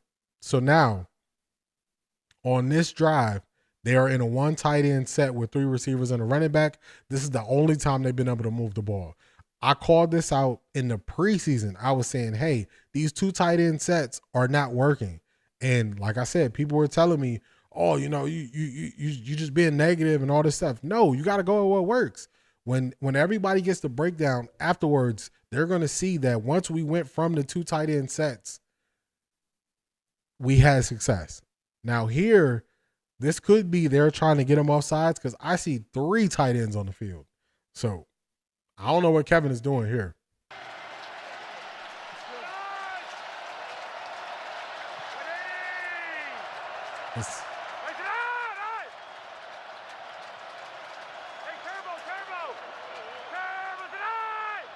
I think he's just trying to draw them off sides and they're going to call the timeout. It didn't work. Call your timeout. Call your He timeout. used all of Kick his the field quarterback goal. voice there to try to draw them off. Charge timeout. Cleveland, they're first. It will be 30 seconds. All right, so they are going to lean on Andre. All right. It's the first chance. If you're a new Browns fan, tell me how you feel when you see the Browns about to kick a field goal after what you saw last week. Are y'all confident out there? Are y'all nervous out there? Do y'all feel good? How y'all feel about the Browns lining up to kick what should be a chip field goal? How do y'all feel about it? He said, Stefanski said he's a talented young man. He missed some kicks that he should make. This is a But he said he 38-yard kicked attempt. really well How in y'all feel? practice. Y'all feel confident about it? This will be a 38-yard field goal attempt. Bohorquez is the holder. Right from the middle of the field Smith, what you got? to try to make this a one-possession game. Good snap, good hole. Kick is on its way, and it is good. Ooh. And the Browns are within one score with 29 seconds left. Man, oh man. He needed that. I needed that. Everybody needed at least that field goal. You want to see you get 7 there, but you got to take the field goal. Glad he was able to make that one because it would have just been a downhill situation if he didn't make that first one. So glad he was able to make it. Miss Brown, I'm right with you. You see, it's a sigh of relief when just we making chip field goals. It's crazy. You see how much emotion the Browns pull from you just by watching the Browns football games. It's crazy. Like this is draining. The whole time the kicker walking up there, and this is us. Where we at? I can't find the right button.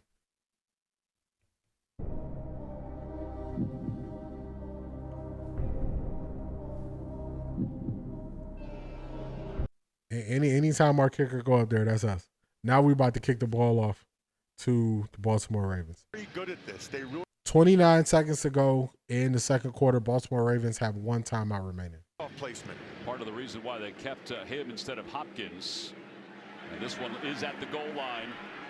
It'll be returned by the Ravens. Wallace is down to the 26-yard line. Rayshon Jenkins made the tackle. All right, good coverage there. Baltimore Ravens have 1 timeout, 23 seconds to go. They might try to take a shot on first down, see what it gets them. Or they could play it pretty safe here because they actually get ball out of halftime. So if they had 2 timeouts, maybe they would try something. I think they just line up, see if they get a good run play off. They get some yards, maybe. But I don't see them trying too much. It all depends on how first down goes. Usually teams want to try on first down here to get a safer play and then decide what their strategy is after that. Justice Hill in the backfield. Jackson, he's in trouble. He's just going to throw it away. There was good pursuit. Isaiah McGuire has been in the back. Browns D-line puts the pressure on Lamar Jackson there. That's a great rep for them. Isaiah McGuire has been very solid this year, getting to the quarterback.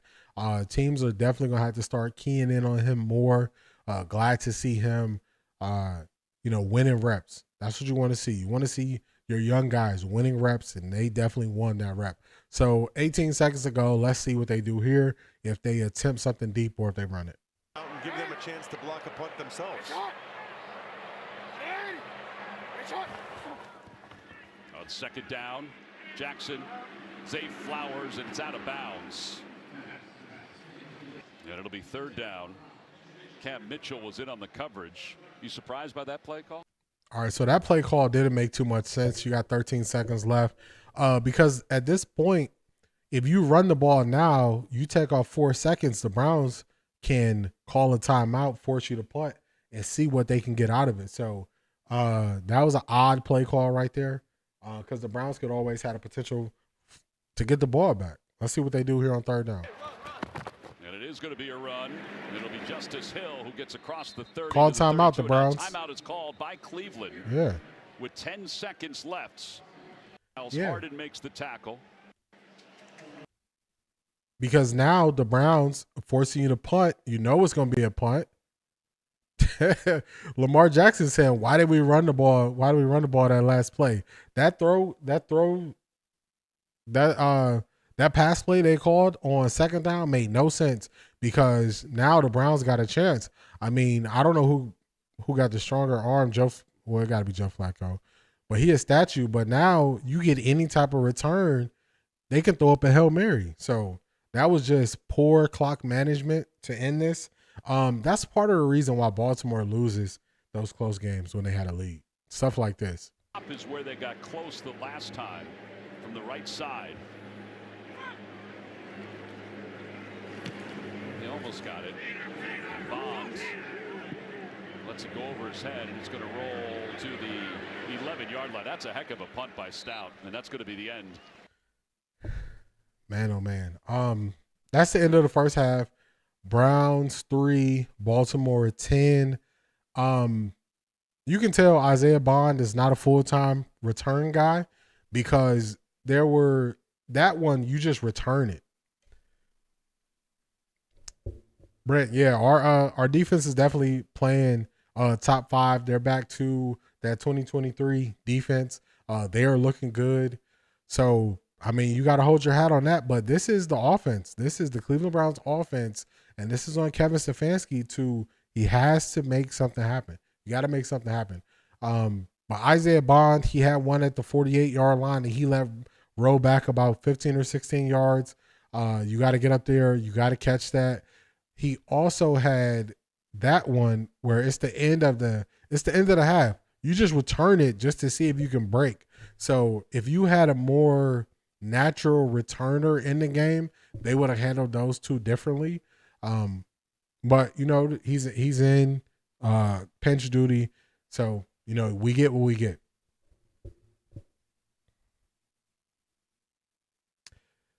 Yeah, that's where sometimes the stats can lie to you because the stats make it seem as though Joe Flacco's not playing that bad. Let's get the box score up. Let's check out his numbers. It is halftime, so let's check out Joe Flacco's numbers. Nah. Joe Flacco is 12 for 23, 93 yards, 4 yards average, 1 sack for -7 yards. Let's see what Lamar Jackson stats say.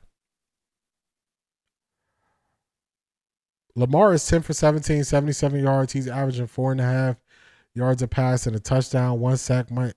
Man, nobody's stats say they winning. Nobody's stats say they winning. Both guys look shaky to start. Both guys were off. The Browns special teams unit giving up that block punt is the difference in this game because your defense has been playing good when they haven't been put in a bad position, and they went after Cam Mitchell, who has been struggling since the preseason. So the stats don't say any guy's doing great. The stats are marginal for both quarterbacks. When have you seen a winning quarterback averaging 4 or 4.5 yards per pass attempt? That's not winning. So it ain't really looking good for either one of them. It's looking rough. It's looking rough for both of them. Real rough for both of them. So let's get to. Do I want to get to that? No, I'm gonna say that for tomorrow. It's halftime. What are y'all thoughts? Let me know how y'all are viewing this game. Decent amount of viewership so far. So shout out to all of y'all for being here. Like, comment, and subscribe. I do this weekly. We're going to be here live every Browns game. You get to hear me yapping, and you get to hear me giving my analysis for 3 hours on a Sunday. So you are not watching the Browns alone. Let's listen to some highlights. Let's listen to some highlights as I wait to hear back from y'all. Has that much room he is going to take it in, running away from defenders. The Buffalo Bills up 20-3 just before halftime over the Jets. All right, Patriots taking on the Dolphins down in Miami. This is Drake May right here, going to throw it over the top to Kayshon Boutte. Beautiful throw and catch right there. We've got a tight ball game, 15-14 with the Patriots on top. And again, you're watching right here, Lamar Jackson by Tylen Wallace in the back of the end zone right here after the swirl out right here. 15-yard touchdown, and Baltimore leads 10-3 at the half. All right, we have the battle of the Cats, Jaguars, Bengals. Second quarter is Trevor Lawrence Who's he looking for? Oh, just a quick little screen play. Hayshaw Tootin for an 8-yard TD pass. Still in the second. Joe Burrow dropping back, trying to make something happen. He is sacked, but he would get his leg caught up in the pile. He had a lower leg injury. We don't know exactly what happened, but I think he's okay. Jags up 17-10. In Pittsburgh, taking on the Seattle Seahawks, it's going to be Aaron Rodgers finding DK Metcalf right there from 3 yards out. 2-point play was good. Pittsburgh's defense, 2 takeaways. They lead 14-7 at the half. All right, Rams taking on the Titans, and this is Puka Nacua right here on the jet sweep off to the left, and he's going to take this all the way to the house for the 45-yard touchdown.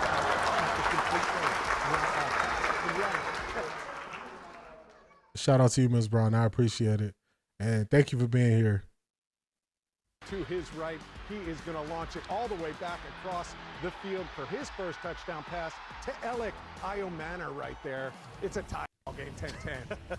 Man, Cam Ward just did everything you don't want to do as a quarterback. He ran backwards, threw the ball across his body, across the field for his first career touchdown, and that shows you that arm talent. When you have exceptional arm talent, you could get away with doing stuff like that. Lions. Jared Goff dropping back off the play action. He's going to hit Brock Wright for the 8-yard TD. Right now, it's a close one. The Bears are down 14. Lions. How about old school NFC East football right here? Giants at the Cowboys. Russell Wilson cooking in the first half, 221 yards thrown, 16-19. That 29-yarder right there to Malik Neighbors. They lead 13-10. Now in this first half, it's been the Baltimore defense that's shown themselves. And you're going to see right here Marlon Humphrey with the smothering, dislodging of the ball. Then Roquan Smith, a good open field tackle. You can see what he does there. And then putting pressure on Joe Flacco. It's been Nnamdi Madubuike with the sack right there up the middle in the defense. So I have more questions. So now looking at this first half, just seeing how things are going, could one of the Browns' rookie quarterbacks do better than what Joe Flacco is doing? I'm going to ask y'all the question. I think I got like a 10-second delay just so, the latency is good. But I'm going to ask y'all the question. I'm going to wait to hear back some of y'all comments, and then I'm going to give you my opinion on how I'm viewing this thing. If I believe one of the rookies could match or exceed what Joe Flacco has done in this first half against the Baltimore Ravens. I want to hear what y'all got to say. Hey, just took the box score away. Let's see what they're talking about here. See Lamar Jackson put on the cape and put the team on his back. I know he doesn't want to go out there and take a lot of hits, but sometimes you got to take control of your offense, and he's going to have to use his legs to get this offense going. Kind of like we saw Josh Allen do last week and what he did last week, because right now his rushing is minimal at best as well. Another half to go. It may happen. And the Verizon halftime report continues. All right, so I just gave y'all a little time. This is what I think. If you just look at what is happening here, Joe Flacco being 12-23, 93 yards, averaging 4 yards, taking a sack, being kind of off target. I think easily that, see, y'all agree. Shout out to Tim, shout out to Ms. Brown. Y'all agree that rookies could at least match this. Like when they tell you, oh, Joe Flacco gives us the best opportunity to win, it's no way you telling me the passes that he's completed, these rookies couldn't make. Because I don't know if y'all heard that, but last week's game, when Joe Flacco threw the touchdown to Cedric Tillman, people said, oh man, rookies couldn't make that throw. Okay, so one throw so far in 6 quarters of football, you're telling me the rookies couldn't make. But I'll guarantee you something. When Joe Flacco had about his 3 opportunities where he could have escaped the pocket and rushed for a first down, those rookies can make that play that he can't make. And they would extend drives. And Brent, I would have to agree with you. I just accepted the order. And I think that Dylan Gabriel is going to get out there sooner than we think. I want to see Shador too, Ms. Brown. I just got to accept the fact how the Browns see it because I can't control it, that Dylan Gabriel is going to be next. But since Kevin Stefanski claims Dylan Gabriel, that's his guy, put your guy out there. Because if the Browns lose this game and they can't score more than 15 points, which is what they scored all last year, how many times are they going to roll Joe Flacco out there and tell us he gives us the best opportunity to win when you go into man-to-man coverage, you never have to worry about Joe Flacco escaping the pocket. That is a disadvantage. Tim, I agree with you. We'll be seeing the rookies sooner than later. I agree. Because the offense looked bad. So you're going to need a spark. You're going to need a spark. We're going to have to see Dylan Gabriel. I didn't forget the supercomputer. I didn't forget the supercomputer comments. I didn't forget the processing comments. So we're going to get to see Dylan Gabriel. Eventually, we're going to get to see Shador. We're going to see if they can evaluate quarterback talent. I told y'all earlier in the stream, they've been struggling to evaluate wide receiver talent. They've been struggling to evaluate quarterback talent. They've been struggling to evaluate kicker talent. They've been struggling to evaluate punt and kick return talent. So I'm supposed to believe they don't have a history of evaluating all these positions well, but now I'm supposed to believe that they can evaluate the quarterbacks they have in the room. I don't see it, because to me, Flacco does not look like he is leaps and bounds better. I agree with you, Ms. Brown. I agree with you. Shador didn't have problems in the red zone. Dylan Gabriel had problems in the red zone. Man, Joe Flacco can barely get us to the red zone. So I agree with you, Ms. Brown. But eventually, people are going to come to the side of, because remember last week, this is what I do. I take in information, and when I question your information you give me, all I'm doing is putting back in your face what you said. If y'all look at the clips, Aditi said Joe Flacco is good enough to win a Super Bowl. At this point, Aditi is in the Mary Kay and Tony Grossi category of people where we don't trust their analysis. She's in that category. But I put her up there, it's more of a joke when I put her on my show, because we know the analysis is not there. Does Joe Flacco have any resemblance of a quarterback who can win a Super Bowl? Y'all see Joe Flacco. Does he look like a quarterback that can win a Super Bowl? I would say no. And my answer was no before we seen any tape of him. And part of it is just the minimal amounts of athleticism that you need to take advantage and get defenses off balance. When Patrick Mahomes, I got to read that out loud. Brent, QB changed by week 4 at the latest if the O continues to be this sell. I agree. But then I got another question for you. If the offense is this stale, do you also have to change who calls the plays? Because if we just put in another quarterback and we run the same plays,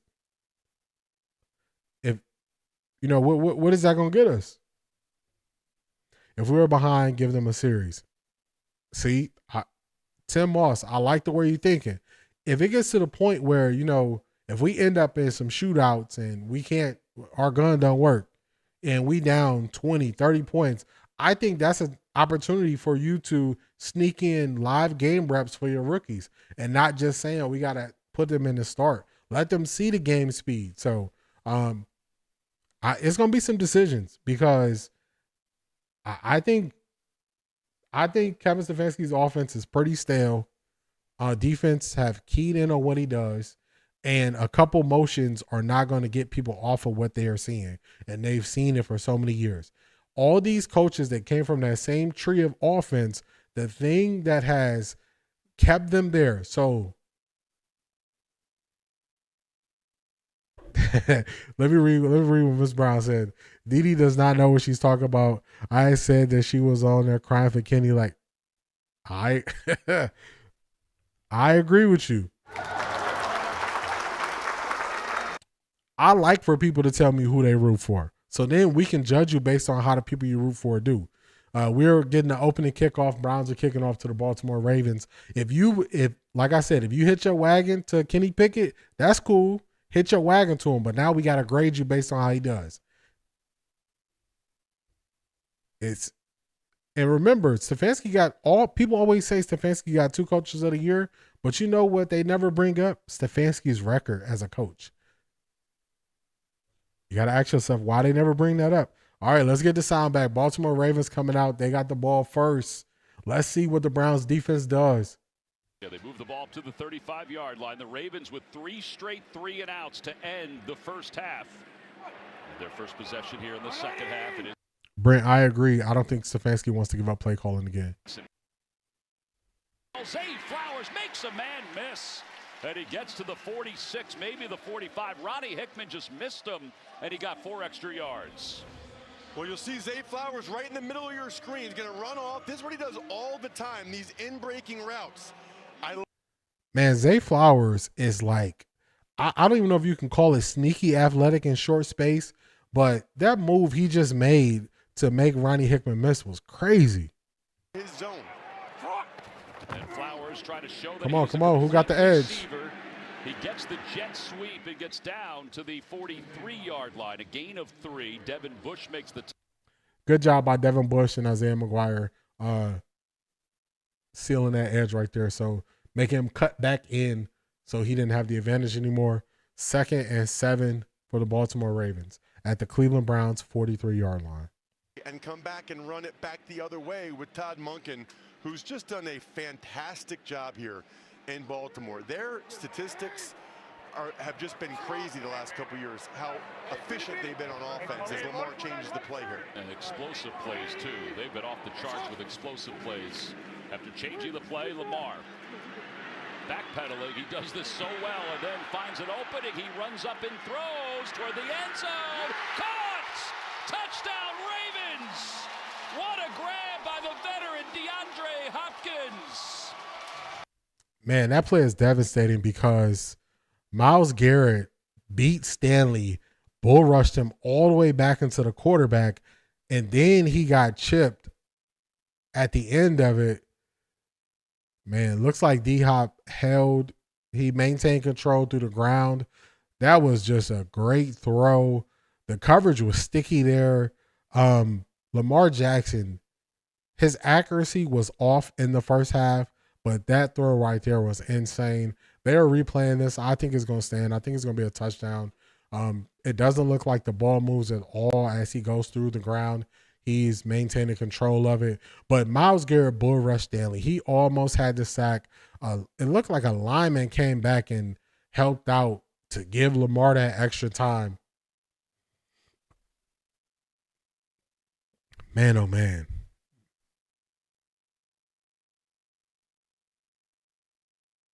All right, so they took the touchdown away, but it's 1st and goal from the half-yard line. By replay. We're all looking for a catch, no catch, and I think we were right to, but I do agree that he possesses it. But DeAndre Hopkins' left knee is clearly down at that point, so the moment he possesses it, that ball's down by contact and dead. So really good job by replay there. The nose of that football didn't break the plane when he secured the catch. 1st and goal, fellas. Well, he still is amazing, DeAndre Hopkins, isn't he? Thank you, Gene. He had a fantastic touchdown catch last week against Buffalo. Now he has another terrific one.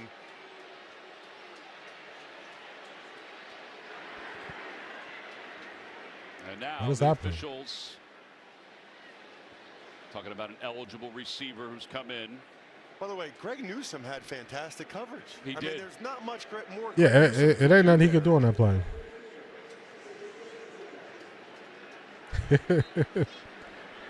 Tim, are you referring to if Joe Flacco could be a Super Bowl quarterback? I agree. You need an insane run game so he can hit play action and go over top. Scrimmage. Jackson rolling, looking, throwing, pass is knocked away. It was intended for Mitchell Payton. Great play by Devin Bush. They got Lamar Jackson on the outside. Kevin Schlesinger started to apply pressure. Devin Bush knocks it from this might be their 3rd string tight end. Knocks it from their 3rd string tight end. But they didn't feel confident. I'm surprised they didn't line up and try to run it there on 1st down. Offensive lineman left side, it's Ben Cleveland. And there's movement in the backfield. Offsides. Yeah. Mitchell Payton was Ball moving. start. Offense, number 84. 5-yard penalty. 2nd down. And this is why that. Man, that's a bad 2 reps for number 84, their 3rd string tight end. He dropped the touchdown that he had in his hand, and then now he jumps off sides there. That's going to push them back. 2nd and goal. They should be around the 6-yard line. So we're going to see what the Browns defense can do if they can hold Baltimore out of the end zone. But if I'm Baltimore, if we get down close, I say this is 4-down territory if I'm Baltimore. Zay Flowers in motion. Jackson looking to the middle. Pass caught and then dropped. It was Mark Andrews who had it, and then Delpit knocked it away. Great play by Delpit there. And that is why you finish to the ground. Watch Delpit. Andrews has it, punches it out. That is beautiful by Delpit. Andrews had 2 steps but did not make a football move. Delpit never quit on it. That is perfect. That's the second time a Browns DB has had an amazing punch to knock the ball out. 3rd and goal here. John Harbaugh has the challenge flag in his hand. He's walking down the sidelines. He's not going to toss it. He puts it in his back pocket. Yeah, no point in challenging that. Come on, come on. Jackson, pressure's coming. Wow. Get to him. Spins him down. So good.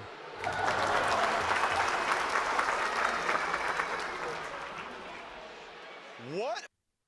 That is an amazing sequence by the Browns defense. Myles Garrett, he just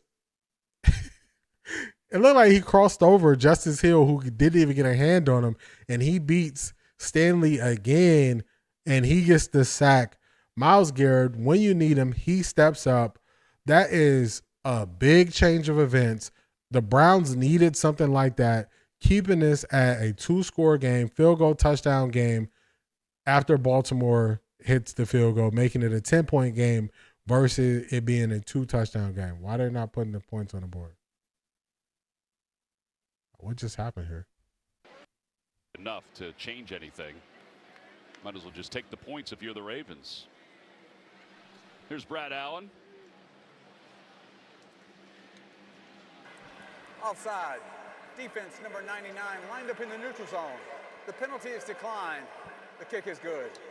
Timeout. 13-3. The Ravens on top.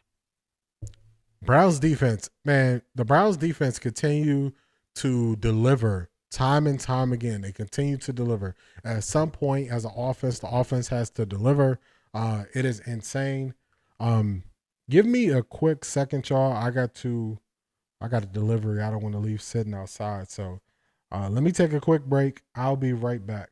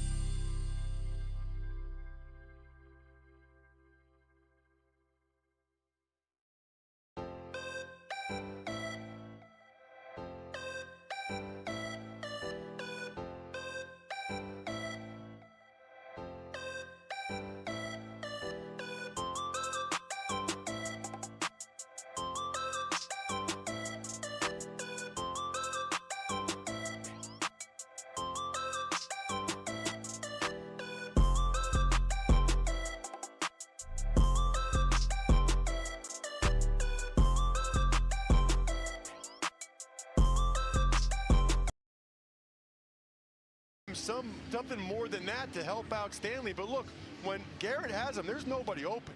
I mean, Andrews was about to uncover at the top of the screen, but We are Lamar back. already had Miles Thank Garrett you all for over his y'all legs. Didn't have a chance hanging to with throw me. it. Well, I had to That's where grab the that real coverage quick. and the rush have to work together, and it's just a fantastic job by the Browns to go out there Let's in that see. situation and Let only it go out give of up a field bounds. goal. Well, now they'll get good field position as that kickoff goes out of bounds.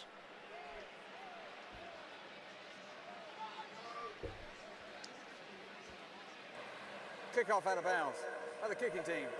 Ball's placed at the 40-yard line. It's first down. Let's check in with Amanda. Yeah, guys, Lamar Jackson came off the field visibly frustrated. He tossed his helmet in the air. And Isaiah Likely, the tight end who's out with that foot injury, actually came over to him and gave him a ton of encouragement. They watched. So now with the new updated rules, you kick the ball out of bounds. They get at the 40. Browns offense is here. Looks to be Quinshon Judkins in the backfield. 2 tight ends, 2 receivers. They give it up to Judkins. And he moves Roquan Smith up across the 45 to the 46. There we go. A positive run and play on first down. That's what the Browns need to see. That's what they need to get.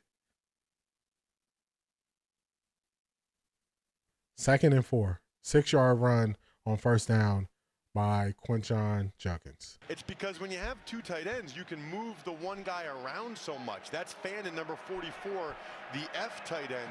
The Ravens want that, but Likely's not available, so they can't do that with 2 athletic tight ends. And by the way, the Ravens are playing the rest of this game without Kyle Van Noy. They say that Jerry Jeudy did not have possession of. Jerry Jeudy has to catch the ball with his hands. He let the ball get on his body here. Looked like they said he bobbled it as he's going out of bounds. Let's see. He did bobble it, but he might have got possession before he went out of bounds because he dragged that foot. So sure about that. Well, he's pleading on the sidelines. He said he did have control of it, That but is it'll be one third where down. Stefanski might want to consider it. Yeah, I don't know why you wouldn't. Line again, I think anyway, right? Yes, he was. 3rd down and 4. Here comes the blitz. Roquan picked up for a moment. Flacco rolling, and he throws on the run, and it's intercepted. Nate Wiggins. And Wiggins inside Browns territory. Flacco's trying to chase him down. And Batonio was able to get him at the 6-yard line.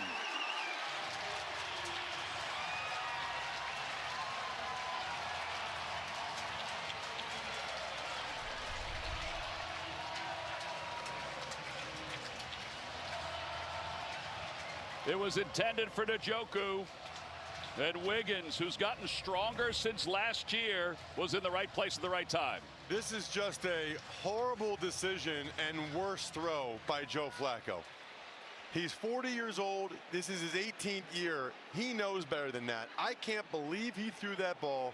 Credit the Ravens for not only the interception, but the significant return. But that's the type of critical error when you have a 40-year-old as your. Yeah, the only positive we got from there is the offensive lineman didn't quit, and Batonio got there to save a touchdown. But what does it say when your guard is faster than your quarterback? It's crazy. Baker was there as well.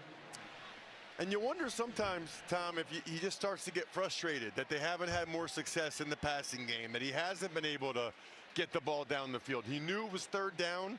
He's trying to make a play, but that's no excuse. He knows it. He'd be the first. Ross, I like you, but we're not going to let you make that excuse and say, oh, he's pressing. That's the point in you starting a 18-year veteran, because he's not going to press. That's one of the benefits that we're supposed to get from starting somebody who has been in the league this long. So saying he pressing, it's 3rd and 4. You on plus side of the field. You could potentially go for it on 4th and 4. You just throw that ball away. But he got no speed to get to the outside, so he can't even, scramble for plus yards. It's almost like he's running in place, so you can't make excuses for him. It is getting, I think this is G. Bush's line, it's going to get late early. It's getting very late early for Joe Flacco. That's why I asked y'all at halftime. I said, hey, could the rookies do what Joe Flacco is doing? Could they match it? If you're going to get bad quarterback play, then it should be a rookie out there learning. It shouldn't be the 18-year veteran making these plays, and you talking about he's pressing and this and that. What are we doing? That is a game changer moment in this game, and they're not going to be able to blame that on some bobble pass or snap. That is a poor decision by Joe Flacco. I don't know what's happening here. Did somebody get injured? They keep replaying this play. I don't know if somebody got hurt here. But it looked like Lamar got up okay. Well, they use a timeout with 10:18 to play in the third quarter. You got to make Lamar's legs a factor here, right? Make the Browns have to honor it, whether he just puts it in Henry's belly or some type of movement play. Two tight ends left side of the offensive line.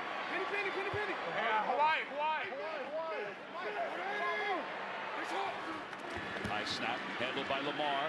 Dumps it toward the end zone. It's deflected and it's incomplete. It was nearly intercepted and nearly caught by the Browns defense. Oh my goodness. The Browns defense. This is a masterclass. Devin Bush almost gets the interception there. It's just wasting this good defense. It looks like the Ravens are keeping their offense on the field. They're going forward. This is what you got to do. Browns are pinned back. Jackson rolling. Jackson looking to the back of the end zone. Caught. Touchdown, Walker. I know they said Miles Harden is a rookie, 7th round draft pick or 7th round pick, and they don't really want to put him out there like that. I don't know if he's a rookie, second-year guy. I'm not sure. But Cam Mitchell is the one that they are attacking when they're in these situations. They're forcing him to run all the way across the field, and he just can't cover the defender. The last time he didn't know where his help was. You got to think. That's not a big, well, he's kind of tall, but the only way he can beat you is to the inside because that's where the room is. Lamar Jackson is a right-handed quarterback. He going to roll to his right if it gets shaky. So you got to know, you got to take away that inside instead of giving him the inside and playing the outside. It's just Cam Mitchell is really struggling. He's just struggling. It's no other way to put it. He's struggling. He gave up the 2 touchdowns. The way that Joe Flacco, the way that he is starting to fall apart and crumble in this game, and the way that they're putting the defense in compromising situations to where Baltimore has to go for it on 4th down to get the score is 23. If Flacco don't look good on these next 2 drives, are we looking at putting Dylan Gabriel in for the 4th quarter, or y'all just hold him out? What do y'all say?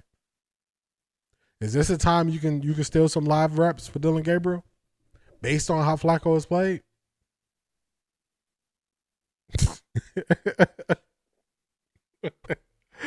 Oh, shucks. You funny, Tim. He said, run it, then run it, then run it. Don't even give him an opportunity to throw the ball.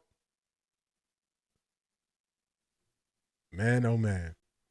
This is why I think everything is fluid. This is why you don't just box stuff in. You don't say, oh, regardless of what happens, Flacco's going to get 6 games. If the Ravens score one more time before the 3rd quarter is over, I agree. If the Ravens score, or I should tell people what I'm agreeing to. Tim said Ravens don't believe you could do it. And I agree with you. The Ravens don't believe the Browns can do anything. That's why if I'm the Browns, if we don't do anything else on offense in this 3rd quarter with 10 minutes to go, if the Ravens get another score here, I'm automatically putting Dylan Gabriel in the 4th quarter to get him some reps. I'm automatically putting them in. You need to give your offense something so your offense or your defense, you need to give your defense something so they can keep going out here fighting so they don't just, let the rope go. So you can't just keep rolling Joe Flacco out here. I don't even see why we should be playing Joe Flacco in 2 weeks. I don't even know. Joe Flacco's pressing and is not giving you anything one of these rookies can't give you. Down like that. Well, that's the right decision. And that proves, by the way, coming off the discussion about last week's decision to not go for it on 4th and 3, that proves that the Ravens do look at the numbers, they do look at the analytics, and they take all those factors into account. So Loop will kick it off. It's a sidewinder. Ford lets it hit off his chest. And Ford is going to take that up across the 25, close to the 29. Saturday at 3:30 Eastern, it's big time with Nebraska hosting 21st ranked Michigan. $4 to get there, so running on third. I agree. Now you see what's happening? Now you are starting to question the play calls of Stefanski. We starting to question if Joe Flacco can really do it. And then, like Ms. Brown just said, Stefanski is stubborn, so he's not going to look at opportunities where you can get these young guys reps. He's going to keep rolling the same thing out there. So these are make or break moments and decisions that coaches make. Something is happening. Somebody's not lined up properly because you got Stefanski really clapping his hands trying to get somebody lined up right. Nice first down play there to Harold Fannin Jr. Harold Fannin, I mean, 7 catches last week. They line him up all over the place. This time he's at the H-back. Well, look at him sky for that. You know, he didn't get drafted until later than people thought, even though he set FBS records for Bowling Green last year, because he doesn't look that athletic when he runs. There's like a stiffness or awkwardness there, but he gets open. He's got that game speed. Gain of 20 yards. Flacco looking to throw again underneath. Pass is complete to Judkins. For more on Fannin, let's go to Amanda because it's a great story. Yeah, Coach loved Fannin from the beginning. He said when he ran a slower than anticipated 40 at the combine, I agree with you, Tim. This is still a submit to my will kind of game. I agree with you there. Stefanski don't care. He want to act like he know what he's doing, and that's the problem. I agree. You got to be Flacco. Flacco knows he's on a short leash and would handle being benched like a pro. I agree. He would. He would tell you that his play wasn't good enough to stay in the game. So that's why I think like you could steal some only if they don't get a touchdown here. So even if they get a field goal here and it's 6-20 and then the Ravens score another touchdown, I think that's when you can steal some live game reps for Dylan Gabriel to see how he does. You could give the defense something to believe in. So Stefanski usually doesn't make those type of decisions because it takes a bold coach to make that type of decision. But Flacco, that's the benefit of having an 18-year veteran. You're not gonna kill his confidence that way. So you got to take advantage of it. 3rd and 2.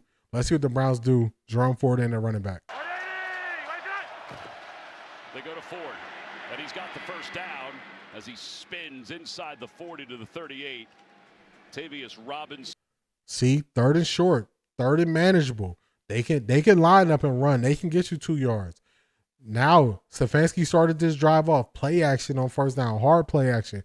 Getting the ball to Fannin. So now you got the potential to run or pass. The defense has to stay honest. That's how you can open up lanes for yourself. So you got to switch it up and be creative. Big difference between Toronto and Mississippi. Big time. Off the play fake, Flacco. Flacco, he's under pressure, just throws it away. He was being pursued by Owe. 2nd down. So it was during the preseason. Mrs. Brown, I believe you were here when I was streaming, and somebody was trying to tell me that Kevin Stefanski run all of these bootlegs for Joe Flacco. Look at Joe Flacco. Look how slow he is. You can't run bootlegs like that with him. They starting to show Dylan Gabriel on the sideline. Kevin Stefanski has already showed signs of being visibly frustrated. They're usually going to get on Flacco pretty quick. On 2nd down, Flacco underneath, Ford tries to split the defense to the 34. Of course, they have 2 rookie quarterbacks, Dylan Gabriel being one and Shedeur Sanders being the other. It was interesting talking to Kevin Stefanski about the 2. Well, he said that they have. I agree with you, Tim. Based on the statistics, odds of winning this game, practice time. I agree. You're a rebuilding team. The defense is crazy good. You got to give defense motivation to keep going out there and showing up when your offense is struggling. 3rd down and 4. Flacco's in a little bit of trouble. He's going to run it. He doesn't run it that often, but he's got a first down. And as he slides, he was hit, and here comes the flag. Just not smart. Yeah, that was a bad play by I think that was Marlon Humphreys, hit Joe Flacco late. But let me know this. Let me know this, y'all. Y'all in the chat. Let me know this. Can y'all outrun Joe Flacco right now? I'm certain I can outrun Joe Flacco. I'm certain. My man is running in slow motion. Slow motion.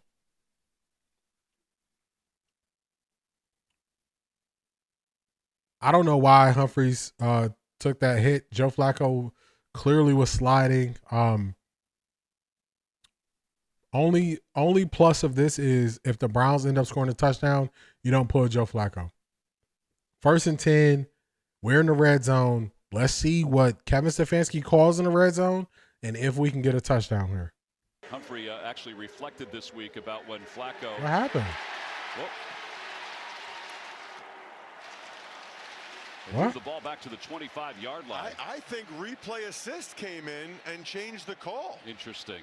You agree with that? You remember, replay assist is expanded this year to include those plays, to include, They took away the flag, so we just lost 15 yards. So we're back outside the red zone.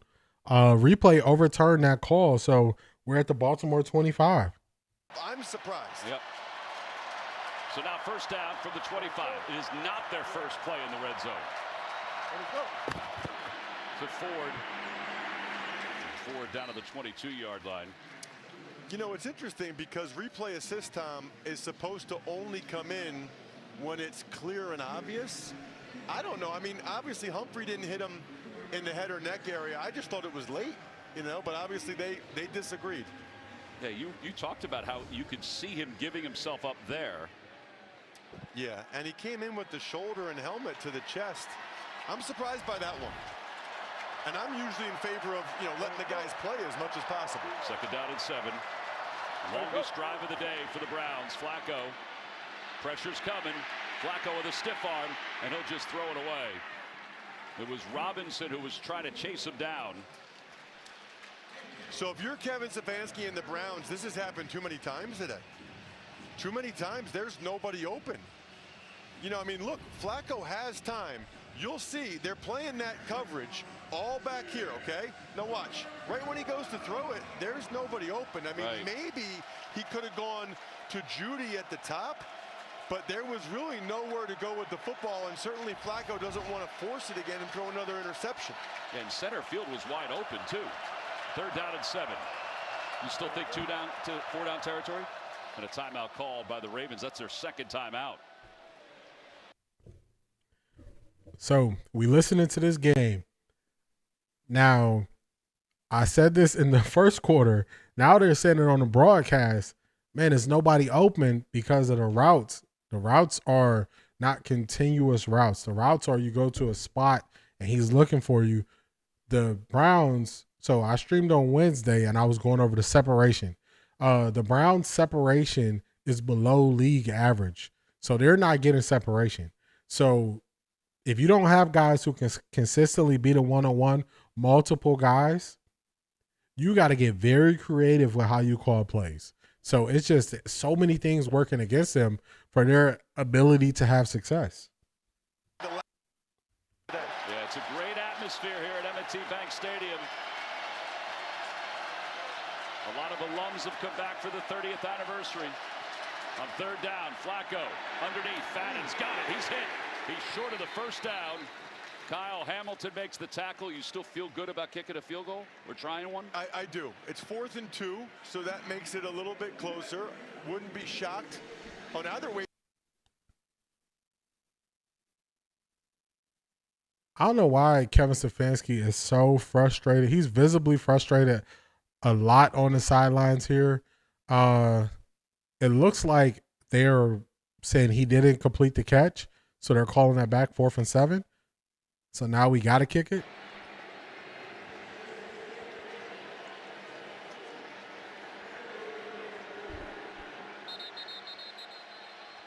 Brad Allen was just waiting.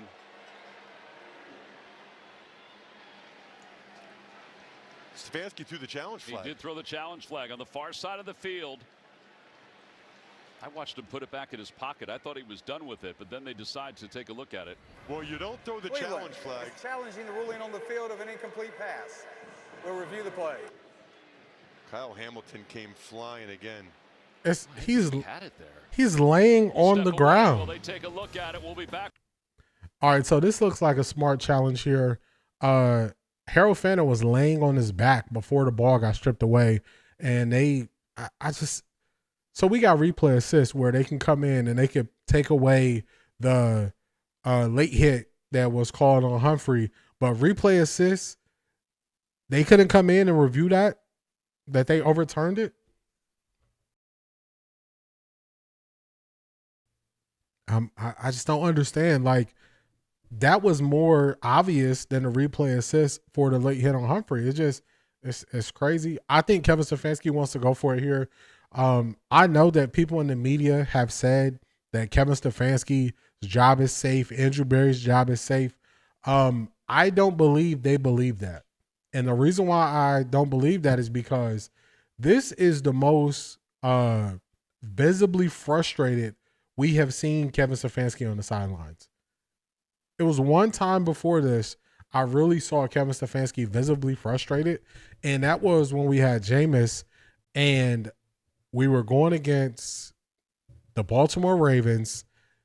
It was supposed to be a QB sneak, and Jameis Winston handed the ball off instead of just sneaking it on fourth down. The Ravens sniffed it out. It was the Ravens or the Steelers. I think it was the Ravens, though. The Ravens sniffed it out. Kevin Stefanski was so frustrated, and the very next game, they announced that Kevin Stefanski was giving up play calling. So I think that Jameis checked out of what was supposed to be called and called something else. And I noticed that Kevin Stefanski was visibly frustrated. And in this game, I'm seeing a lot of outward frustration from Kevin Stefanski. So to me, when you take a person who doesn't show emotion, Kevin Stefanski doesn't really even yell or anything in press conferences. You don't hear any of those things. That person is visibly frustrated like this. I think that person is feeling pressure. The same way Joe Flacco's feeling pressure, Stefanski's feeling pressure. But then they overturned it with the challenge flag from Kevin Stefanski. Gene, what do you think here? They say it is a catch. Yeah, and you know what, Tommy, when Fannin catches this ball knee down, rolling now, you've got an extended period of time where you're down by contact, and then you see Hamilton rip it out late. At that point, I think you're already finished with the process. He's down by contact, and the rip out at the end is kind of after the play ends. That's why they went ruling of a catch down by contact. And 4th and 2, the Browns are going for it. Fourth down, which Stefanski's doing here. A little bit surprised by this. I don't like this decision. 4th down, a little more than 2. Fannon's off to the right. Flacco out of the gun, looking to throw. Throws to the right. It's up for grabs, and it's caught. Oh, my goodness. It was deflected by Humphrey and caught for a touchdown by Cedric Tillman. Sometimes you got to have a little luck. Wow. His family Wow. is stunned. You know who's not stunned? Ravens fans, because they're so used Oh, to my seeing stuff like goodness. this. My. Right through Marlon Humphrey's hands, right to Cedric Tillman. You can't make this up. And that's a great shot to show that Tillman did indeed have it and was in the end zone. You know, I didn't love the decision by Stefanski because I felt like you got to make it a 2-score game. It worked out, but they were... The Browns extremely lucky there. See, in real time, I thought that was a pick. I thought it was a pick, but Humphrey dropped it. And if you remember when the Browns beat the Ravens last year, I want to say it was Humphrey who dropped the pick. Him and Kyle Hamilton dropped picks. So just insane play right there. Snap is good. The hold is good. And the kick is right down the middle. And it's a 20-10 game with 5:02 to play. Okay, so all the speculation that we had where we said if the Browns didn't score a touchdown there, we might go to Dylan Gabriel. It's a 10-point game. You give your defense something to play for. That should have been a pick. That should have been picked off. Wow. It's the luck of the draw. Last week, everybody said the picks weren't on Joe Flacco. This week, that should have been a pick we get the luck of the draw. We win the coin toss for the play, and it goes through Marlon Humphrey's hands as he's trying to turn to run, and Cedric Tillman catches it in the touchdown. So what cost us last week helped us this week. That is the game of football. That is the beautiful thing about football. When you are watching football, anything can happen on any play. Anything can happen. So what seemed to be a situation where we were looking and we were, I don't know why this is not updating here, where we were looking and we were thinking that this was over. I was getting in my feelings about everything I was seeing, and it turned around. It turned around just like that. We get lucky. It's a 2-score game. The defense has something to play for. So just like that, things can change. I'm still not the person who's going to say that I just have all this faith and belief in Joe Flacco because he got lucky there. But now you got to keep Joe Flacco in. You got to keep him in. You know, unless the Ravens just do like a quick score, one play. Now Joe Flacco bought himself some more time to be in the game. That's what that drive was. That is what that drive was. So earlier, I think it was Tim who said Joe Flacco's stats look like we should be winning.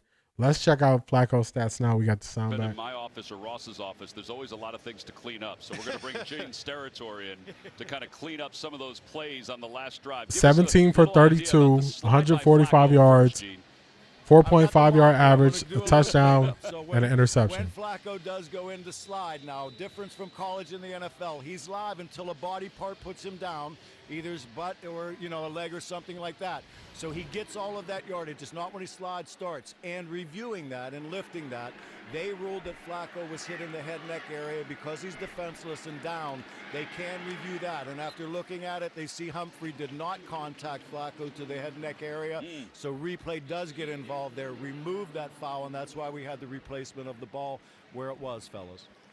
Man, am I glad we have Gene. That was awesome. Where were your 3 minutes? Watching that special teams play, Carson Schlesinger in on the tackle. I don't like your starting middle linebacker who's playing every down to be in on kickoff coverage. I don't like that. We got to work on that. 20-10, 4:56 to play. Henry in the backfield, 6 carries, 6 yards for Derrick Henry. Jackson underneath, Zay Flowers putting his legs in motion. Flags come in. Flowers up to the 43-yard line, shy of the first down. Boy, it's a big penalty. Pass interference. Offense, number 16. 10-yard penalty. Still first down. You know, he had the penalty last week in the Buffalo game. He had the false start late in that ball game. When you look at the statistics, when you have a big negative yardage penalty like that, it is so hard for teams to come back from that and get first downs. Harbaugh doesn't like it. 1st and 20. Lamar didn't like it either. He waved off Brad Allen. So for the 24-yard line, it'll be first down and 20. It's a loss of 10. Jackson. Flags come in again. Jackson's going to tuck it. He's going to run it so fast, and he's out of bounds at the 35-yard line. Devin Bush knocked him out of bounds. Lamar just shows shifty. Let's see what the flags are. Let's see if this is holding, because the Browns D-line was winning all over the place on that play. Holding. Defense, number 26. 5-yard penalty at the end of the play. Automatic. First down. So give it and take it away. Miles Harden called for the penalty. Man, oh, man. And it seems like that's the position that you'll see right in the middle of your screen, right? 26, working against Zay Flowers. Zay's going to do outbreaking. Oh, yeah. That's a clear hold. It's the right call. But that is the position that the Ravens. Last drive, we were more balanced with a strong run. We did it twice in the last drive on 3rd down. We were successful. I agree. He switched up. He's running from under center versus shotgun. in that last drive, which made it better. Lamar, what a catch by Zay Flowers. Wow, he got it and kept his feet in. Let's check in with Amanda. Tom, something you don't see often in the middle of the game, Myles Garrett huddled up the entire defense before they went back onto the field and gave them what can only be described as like an intense pregame pep talk, telling them basically stay in the moment, make the stops. This game is not over. Well, on 2 plays ago, he was chasing Lamar Jackson all over the field, so I think that's why he's gassed. He needs a blow. Somebody else has to step up and make plays when Superman's on the sideline. 2nd down and 5. Andrews in motion. The pitch goes to Henry. Henry with a head of steam is trying to get to the marker. He does, and he's got a 1st down inside Browns territory. Mason Graham makes the tackle. 7 carries, 14 yards. Ravens are moving the ball. Browns have done a good job against him historically. It's just a toss to the left. Watch 84. Mitchell Payton. That's a nice kick-out block on the force player. Remember, Mitchell Payton, this is his 2nd game ever getting any reps at fullback. As you see, Derrick Henry, look at that. Well, they said he was easy to tackle, but I'm sure when he gets ahead of steam, he's going to be difficult as this game wears on. Off the play fake, Lamar away from the pressure, and he's going down. He's sacked at the 32-yard line. Great play there. With his 6th career sack. Isaiah McGuire got that initial pressure. Good pressure off the edge, and then here came Bush, right? So let's watch these guys. First, you're going to see McGuire off the edge, and then Bush is going to come all the way over here and get involved. So 57 beats the tight end Kohler. Devin Bush, a little bit of a delayed blitz right there. That is such a nice design by Schwartz, right? Knowing where the void in the D-line might be and where Lamar might want to step up. 2nd and 19. 3rd sack of the day for the Browns. Miles back in the game. He was sacked only 23 times all of last year. And on 2nd down and long, he'll dump it off to Justice Hill. And he'll get it back close to midfield. But it'll be 3rd down. We haven't talked much about Carson Schlesinger. Yet another one of these Browns rookies that has been super impressive here in the early going. Had a bunch of tackles last week, team high 8. What's crazy, Tom, is I called UCLA at Hawaii last year for CBS, the opener. He didn't even start for Hawaii. Ends up being an All-American and the 33rd pick, and they might need him to make a play here on 3rd down. Yeah, originally a walk-on for UCLA. 3rd and 13 off the play fake. Jackson steps more up pressure. In the pocket. He loves to run up and throw. He's under pressure and throws, and it's caught. What a diving catch forward. Zay Flowers. Unbelievable athleticism. This is just unbelievable. Terrific catch by Zay Flowers. That's why you got to get to Lamar, man. He can keep these plays alive. He kept that play alive, and he caught his guy upfield. It's crazy, man. Got to get to him earlier than that. He made a great throw. Zay made a great catch. Myles Garrett trying to catch some air.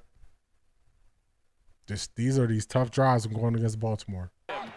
It'll be 1st down after a gain of 16, and Henry just moving the pile as the clock winds under 30 seconds to play in the 3rd quarter.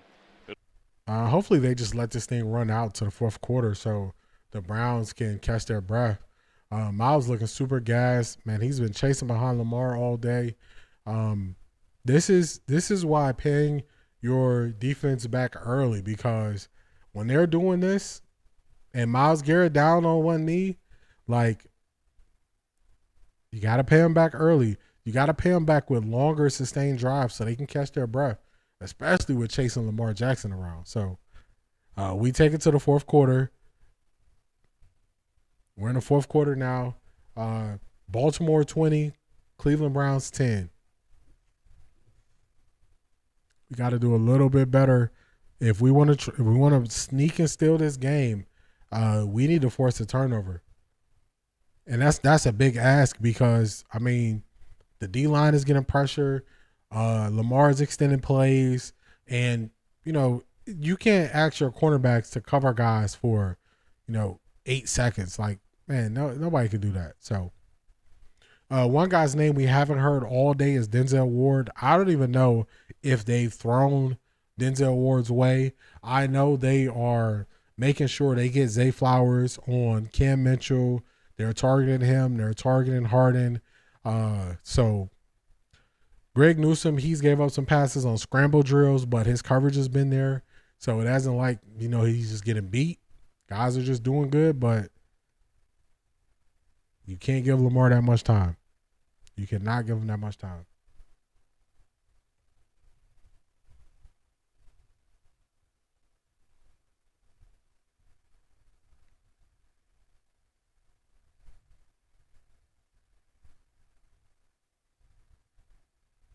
We got commercial break going into the fourth quarter.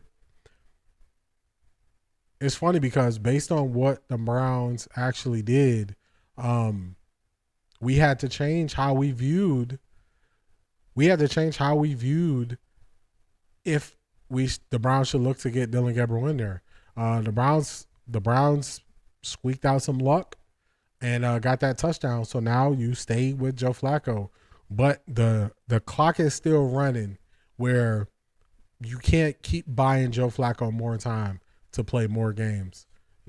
Like I think Tim said, or maybe Brent, by week 4, the Browns are 1-3, 0-4. Got to get those rookies in. You can't try to wait magically until week 6, week 8, whatever number that people have put up there. It's fourth quarter time. Territory. Myles Garrett's on the sidelines. Looked like he got rolled up on this play here, Russ. Yeah, he was getting double teamed, and Linderbaum, the center, rolled up on the back of his legs, but Myles just put his helmet on. That's a good sign. Second down and 8 for the Ravens. Jackson out of the gun. Jackson to the middle. Zay Flowers again. He said he concentrated on the smaller muscles for explosiveness this offseason, and he explodes for 12 yards and a first down. It really feels like that's the Ravens' best passing game, right? Is Zay Flowers on in-breaking routes. They call these deep digs. So if it's man coverage like it was there with Newsome, he's able to run away from them. If it's zone coverage, he's usually able to settle in between the 2 deep safeties if that's the zone coverage that the defense is in. Moves the chains to the 20-yard line.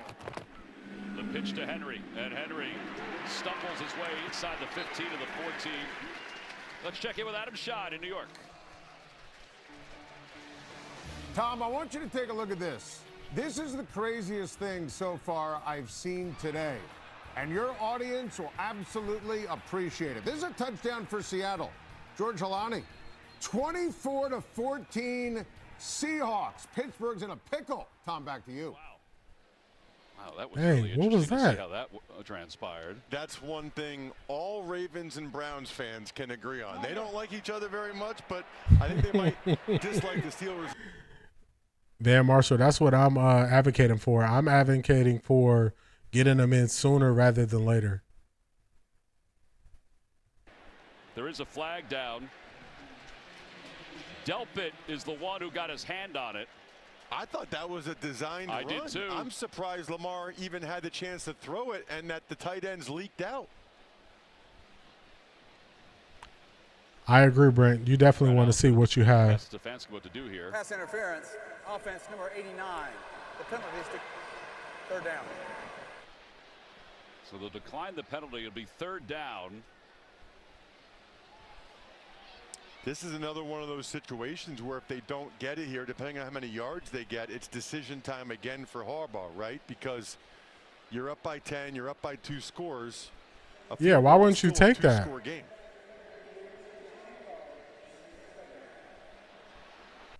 Yeah, I would say why wouldn't you take if you're gonna go from 3rd and 4 to 2nd and 19, you definitely got to take that. You don't want 3rd and 4.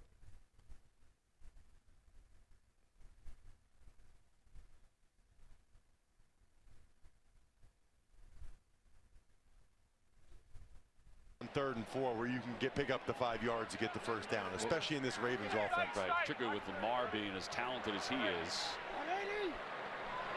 Flowers in motion. Jackson looking to throw, looking toward the end zone. It's caught! touchdown, Walker. All he does is score touchdowns. 3 career receptions, 3 career touchdowns.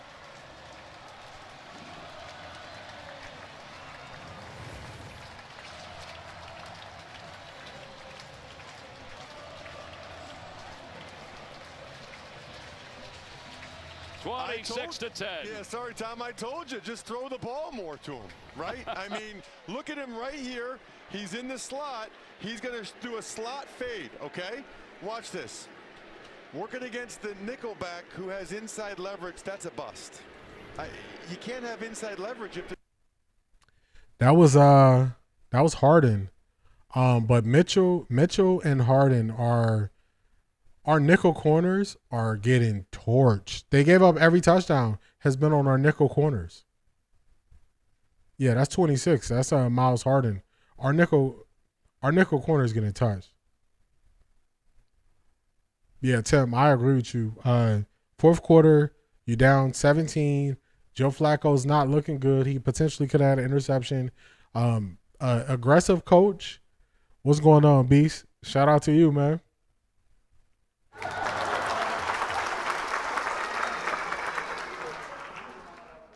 Aggressive coach would definitely look to steal some snaps for his rookie QB.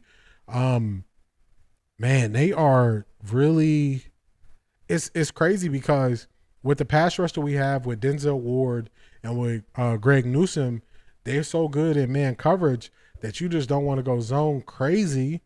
So it's times where you got to sprinkle in your man coverage, and every time we're in man coverage, they identify it. And they are just beating our nickel corners. Our nickel corners are getting torched. They gave up every touchdown.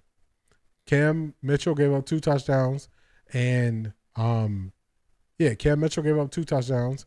And that one was Miles Harden. So they just we haven't heard Denzel Ward's name all game because they don't even have to throw to whoever he's lined up against.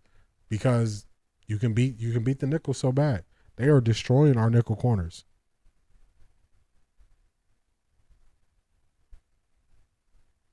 It's crazy.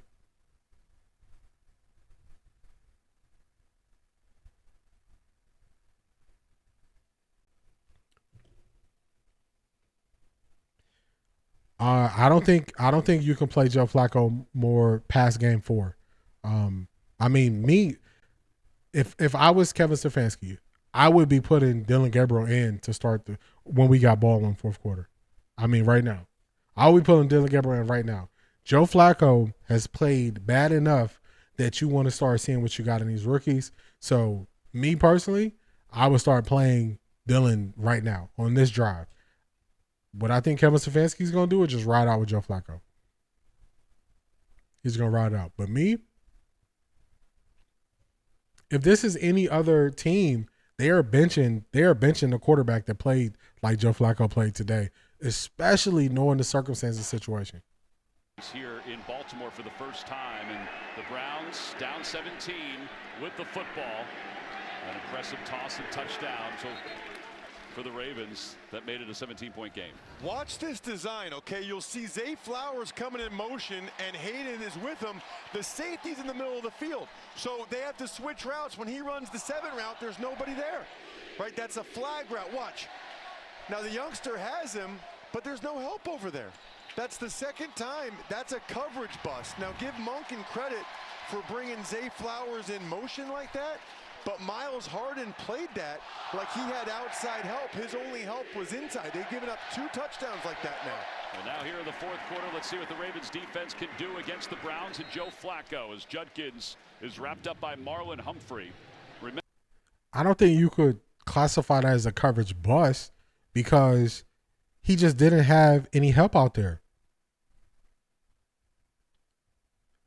He just didn't have any help out there. So that's not a coverage bust. Like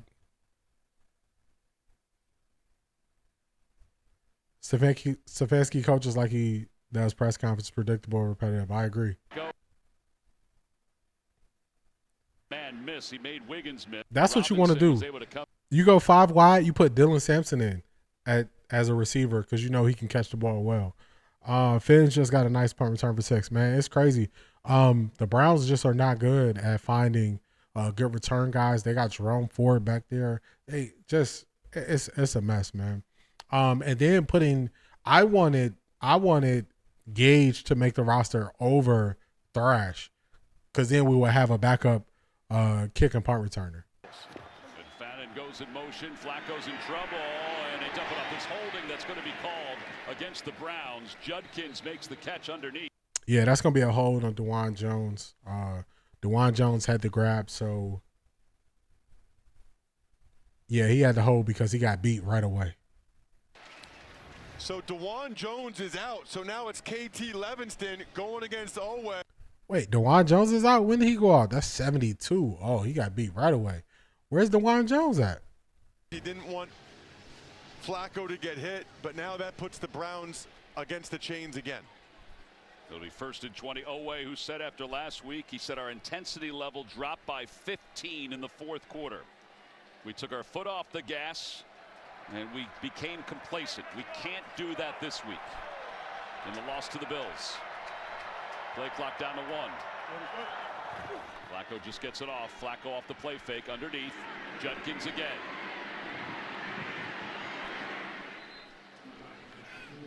Judkins to the 41.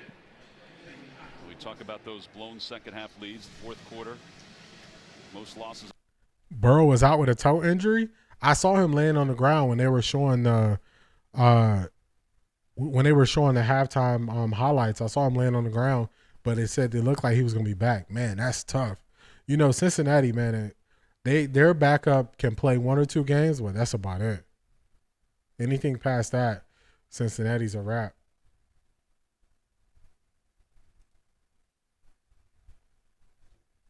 Of the Ravens defense is that in these situations maybe they play it a little bit too soft, right? Maybe they give up this underneath stuff too much too early. Obviously you only really look bad if you give up something deep. 3rd and short, 4 down territory for Cleveland. Could be a shot play. Now instead they go to Sampson, and he's got the 1st down. He's hit hard as he gets inside Ravens territory. I don't know if it's just me, but this broadcast team is not announcing injuries. They're not announcing when guys go out. Normally they keep you up to date on injuries. Like, when did DeJuan Jones go out? I thought it was DeJuan Jones that got beat at left tackle, and they're like, oh, he's not in. We got in number 72. I don't even know who number 72 is.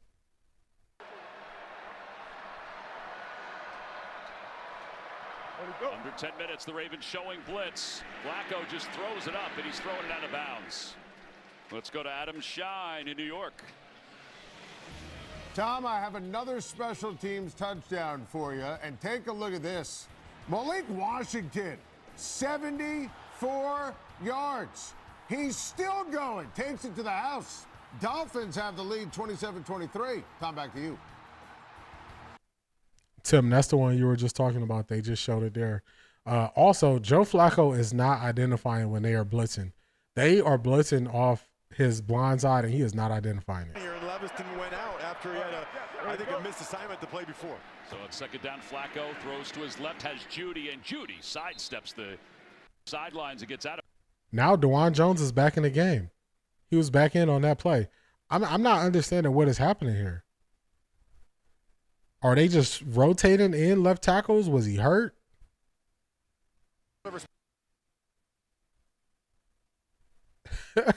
Tim, you serious? The Pats just got one too?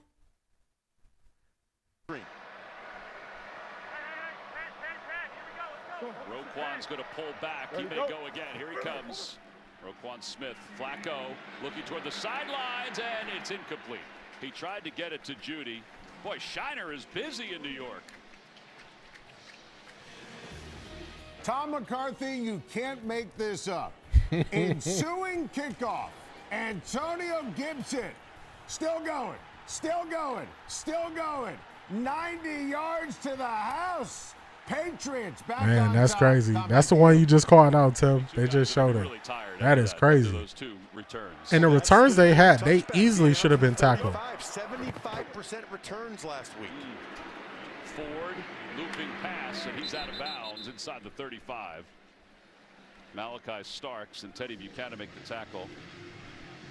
Nothing from Adam Shine about another return, so we can go on here. Well, listen, almost 76% kickoff returns last week, the most in the NFL since week 1, 2010. Judy's getting a breather, but this clock just keeps going. I'd like to see a little more sense of urgency for the Browns. You don't know how many more possessions you're going to get. They are too slow out of the huddle and up to the line. Yeah, they have to score on this drive in one way, shape, or form. 3rd and 6. Flacco. And he just throws it too far for Tillman. I think he was just throwing it away. And now it's 4th down. Got to go for it, I think. I mean, I'm big on trying to make it a 2-score game, but after what happened with their rookie kicker, Andre Schmidt, last week, I'm not sure I'm giving him a 50-yarder here. Ross, you're not going to give him a 50-yarder, but you was advocating for him kicking a 57-yarder in the first half? Come on, man. What you talking about? It's one of the tight ends, either Njoku or Fannin up here at the top. Those are the favorable matchups. I think they're going to try to get Judy across the middle. Straight times on the defensive end. Flacco drops back to pass. Pockets collapsing. He's sacked and he lost the football. It's picked up by Roquan Smith. Roquan Smith could go the whole way. He is going to go the whole way.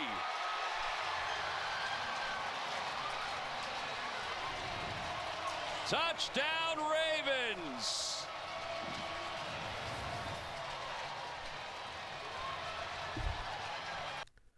If I'm the Cleveland Browns, I don't start Joe Flacco the next game. I don't care who we're playing. I don't care what the circumstances are. If I'm the Cleveland Browns, I'm not starting Joe Flacco the next game. That's really close. That's really close. I can't tell if his knee was down. Yeah, Beast, I'm with you. Joe Flacco not in.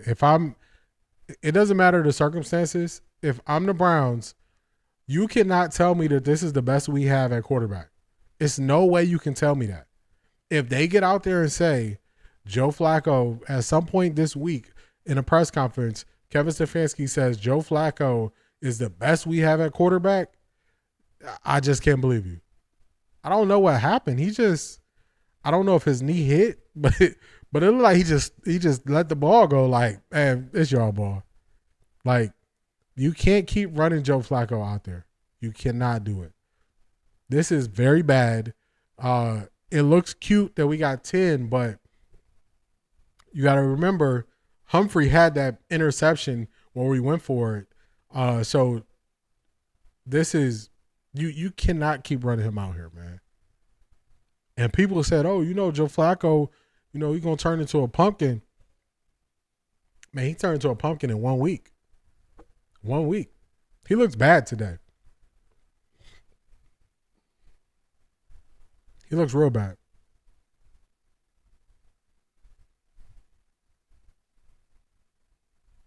Yeah, he looks bad. Joe Flacco looked just as bad as all these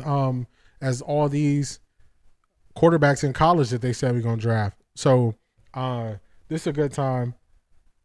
Like, comment, and subscribe. Let me see if I can find it for y'all. So every week, if you look at the screen, I'm putting out a video Tuesdays at 10 a.m. where I'm going over the top 8 quarterbacks who are draft eligible that they told us were so much better in next year's class. I said, I'm not going to wait for them to tell me how to view these QBs. So I'm breaking down the film. I've already went through Cade Klubnik's film for this week. It doesn't look good. They turned him into an option quarterback with like 17 rushes. It's crazy. They were going against Georgia Tech. They ended up taking the L. Arch Manning, I looked at his stats. I haven't broke down his film yet. But Arch Manning, his fundamentals and mechanics of being a quarterback are very bad. He's not coming out this year. Lenoir Sellers, he got injured. He took a hit. So he only threw for 7 passes. Fernando Mendoza, from the looks of it, looked really good. And Carson Beck looked okay. But the guys are having turnovers. So definitely tap in. Tuesdays, 10 a.m. I have week 3 out where I'm reviewing all the film of the college quarterbacks who are coming out.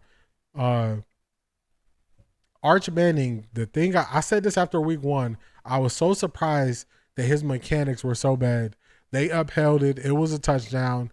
It is 8 minutes and 19 seconds to go. The Cleveland Browns are losing 33-10 versus the Baltimore Ravens. Another thing, I'm going to say this before everybody else says it. Everybody said, man, Stefanski going to get a pass. He going to get a pass for this year. And I always said, you can't go into a situation believing no matter how you perform, you will be brought back. Because if we go on 4 and it looks like this, the problem with how we are losing these games is Kevin Stefanski is supposed to be the offensive guy, and our offense looked really bad. Our offense looked bad last week. It's looking bad this week. Are people going to say, oh, Kevin Stefanski called a fine game plan this week? The offense looked bad. So that's more on Kevin Stefanski. So if we start out and our offense is looking this trash and we're on 4, Baltimore can easily put a 40 ball on us. Easy.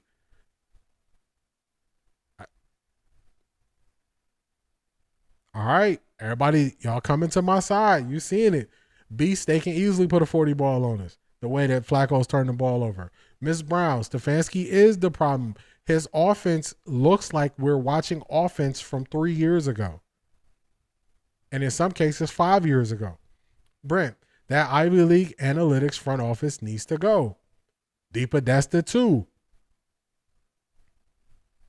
I always questioned how you can keep bringing these guys back when so many positions they can't get right. Because at that point, you're looking, what do they get right? In this situation, look at, they showing Shador. It's 34-10. Why is Dylan Gabriel not in the game right now? Why is Dylan Gabriel not in the game right now? Down in the draft to get 2 first-round picks next year. You know, Flacco's going to turn it over like he's done in this game. There's Browns fans right now watching their TV saying, why are we even having him out there as much as they like him? So everything I say, they said a couple minutes later on the broadcast. Flacco to throws underneath. He's got Fadden wrapped up almost immediately up to the 32-yard line. You know, it's interesting, too, because I think we all probably agree that Flacco gives the Browns the best chance to win. The question then, though, when you talk to people in Cleveland, it's like, okay, win how many games? And where does that get us? I think they'd almost rather see Gabriel and Shador Sanders to see if maybe either one of those guys can be the answer. See, Ross, that's where I got to disagree with you. We don't believe that Flacco gives us the best opportunity to win. That's where the question mark is. Can I rant? When the powers that be figure out that the game is won and lost in the trenches, there you go. And listen to this. You want to know something crazy about the trenches? We upgraded our defensive line. We have one player from our offensive line under contract going into next year. We only have DeJuan Jones under contract for next year. So we're going to need an entirely new offensive line. And people were saying, oh, they would trade 3 picks. Tony Grossi, oh, I would trade 3 picks to get Lenore Sellers in this draft. We need a whole offensive line. Joe Flacco cannot identify when they are doing a corner blitz. Oh, my goodness. This is so frustrating. I'm sorry for yelling at y'all. Joe Flacco, that's the 3rd time they did a corner blitz, and you can't identify it. This is in your face, and you throwing medicine balls to get guys crushed. This is crazy. Even if, this is the thing, even if Dylan is just as bad as Joe Flacco, even if he's just as bad as him, Stefanski believe in Dylan Gabriel, so you got to put him in. You got to put him in. I want to see what Kevin Stefanski believes is a good quarterback. That's what I want to see. Because if you telling me that Shador is developmental, you telling me Joe Flacco gives you the best chance to win, and you're telling me Dylan Gabriel is second up, then I want to see, because can we all agree Joe Flacco is not winning the Super Bowl? Can we all agree Joe Flacco's looked terrible this game? Can we all agree we don't need to see Joe Flacco anymore? What people want to do is, people don't want to see Dylan Gabriel. But the reason why I want to see Dylan Gabriel is because Stefanski wanted Dylan Gabriel. So I want to see what Stefanski believes is a good quarterback. This is operational. Delay a game.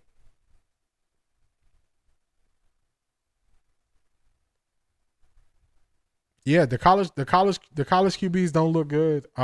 That's why I started that series, and I said I'm not gonna wait to just believe the Mel Kipers, the Todd McShays, no diss to them, but I'm gonna do my own research. I'm gonna watch all the film, and I'm gonna come up with my own view. I'm not gonna search for highlights. I said I'm gonna have a running diary of how I view these guys in real time. We are going for it on 4th and 10 on the minus side of the field. You telling me this is not a time where we can see what we have in one of these rookies?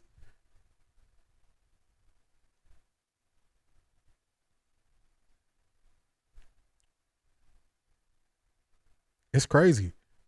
And they're saying that Joe Flacco is the one who's seen every defense. He's not going to be confused.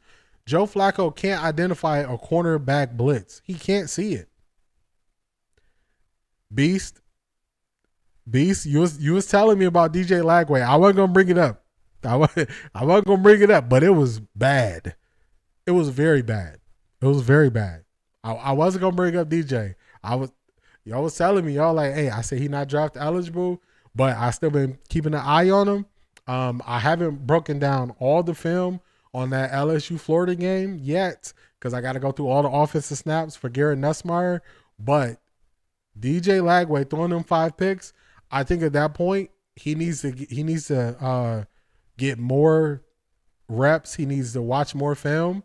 So it ain't no point in me really talking about DJ Lagway after the 5 interception game. I agree. Extra small guys struggle badly. So it looks like somebody else is throwing the ball. So that could be Dylan Gabriel warming up on the sidelines. Kevin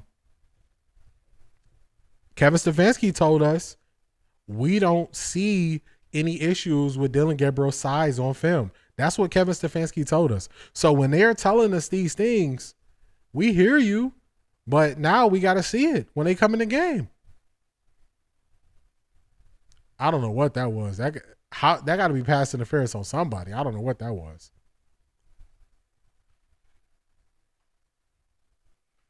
Yeah, it's a rough game. Tua just tossed his final pick for the day. I called this last week. Brian Flores was right about Tua, and Mike McDaniels believed in Tua, and Tua's probably going to cost him his job. So Tua's going to have 2 coaches getting fired because of how they view him.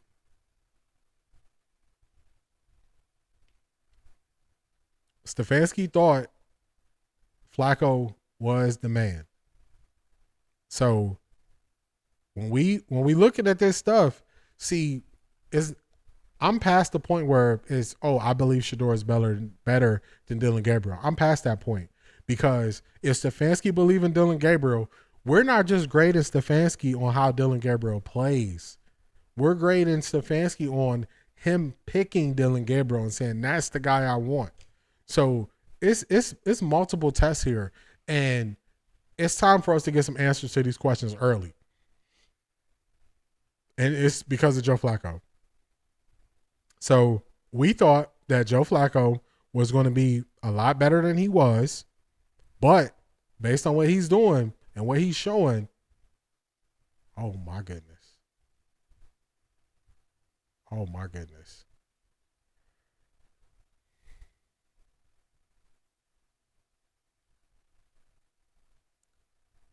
Cornerback.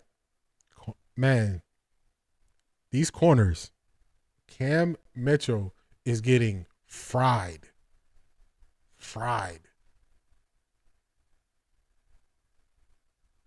Man. That's D-Hop. D-Hop caught it in the touchdown this time. Caught it in the touchdown. Man, oh man. Man, oh man. See, this whole fourth quarter, I was teetering at the beginning of the fourth quarter when it was a game. It's clearly not a game. Beast, you were 100% correct. They put up the 40 ball on us. This is why before the game I said I don't care that the Ravens were doing their 30th season celebrations on the Browns. The reason why I don't care is because the Browns are losing. When you win, you choose how you celebrate. You don't get to lose and choose how they celebrate. Yeah, like the way this is looking, the Browns need to revamp the entire offensive line. So if we need a whole new offensive line, you can't give away multiple picks for a quarterback. So it looks like we don't get our first chance to see Dillon Gabriel. Now, to me, this is just me. I'm going to tell y'all how I feel. Before Dillon Gabriel even comes on the field, if we are going to Dillon Gabriel this early in the season, why does Joe Flacco need to come back and play another game? That's going to be the question. It's going to be a lot of questions that we have. We're going to get to see Dillon Gabriel. We're going to see how he operates the offense. We're going to see all these things. Make sure you get the ball. So, all right, it went out of bounds. We're going to see. Let's get the volume on. Dillon Gabriel, he's making his NFL debut. He got starters. Look at his offensive line. Look at his tight ends. He got starters. Kevin Stefanski's grade on if he has a job next year starts with this step. UCF against East Carolina, he was the true freshman starting quarterback. Now it's 2025 and he's playing in the NFL for the first time. This makes sense to me, Tom, to A, get him some reps, and B, I don't think you really need Joe Flacco taking any more shots. Well, the other thought, too, is when he drafted him, Joe Flacco taking any more shots. We don't need Joe Flacco playing anymore. Rhythm passer. On first down, they'll give it off to Judkins. And Judkins lowers his shoulder, still on his feet, inside Ravens territory, protecting the football. And he's inside the 35, down close to the 33-yard That line. is the guy I'm excited about. Judkins look really good. He is a hammer. Watch him come down here, whap, whap, running through people. He wants to run you over, not around you. He's kind of like the Thunder, and Sampson will end up being the Lightning, right? The quicker back out of the backfield. They got a nice 1-2 punch there, I think, for the next few years. Yeah, Dylan told you got to come up with a better, though, nickname for the two of them. There's Judkins again. He gained 31 on the last one. They had. Yeah, he had nowhere to go on that play. Yeah, we're gonna get to see him. See what them saying, oh man, we don't need to see Joe Flacco take any more hits. No, we don't need to see Joe Flacco anymore. Once you get to the point in a game where you believe Dillon Gabriel gives you a better chance than Flacco, at that point, Flacco don't need to start no more. Flacco needs to move to backup. Dillon needs to be the starter. And I agree with you. I'm a huge Shedeur fan as well. Second down. They give it to Ford. And Ford inside the 30 to the 27. Teddy Buchanan. Now, this is the first real chance we're going to see how Dillon Gabriel operates. This is third down. It looks like we might not be able to just run the ball for third down. If they're really trying to pick it up, he's going to have to throw the ball here. So we're going to get to see how he looks versus a real NFL defense live in game. The clock has sped up. Let's see what happens. 3rd and 4, Gabriel to throw for the first time in his NFL career. And his pass is complete. Jamari Thrash. All right. And that's outplay to Jamari Thrash. The preseason game between the Browns and the Eagles. And Gabriel, he'll get the ball out quick. You watched him at Oklahoma or Oregon. He is a very bright young man. That ball comes out of his hand on time when it should. Is there a comparable player that you can put him toward? You know, he actually reminds me a little bit of a fellow Hawaiian lefty, Tua Tagovailoa. They'll hand it off again. Ford slips through the defense down inside the 15 to the 14. And we have reached the 2-minute warning. 2-minute warning. Tim is giving up the update. Miami 6. So he didn't look bad. He threw an out route. He got the first down. But At this point, why do you go back to Joe Flacco? If ever in a game you get to a point and you say, this guy gives us a better shot and we want to see him get some reps, why do you go back to Joe Flacco? Now, all this week, he gonna get questions because Kevin Stefanski don't just come out in front and get in front of stuff. He has one decision. Kevin Stefanski can come out and say Joe Flacco's our starter next week, or we going with Dylan Gabriel next week today to eliminate all the questions. All right, let's see. Stepped out 26. Let's see.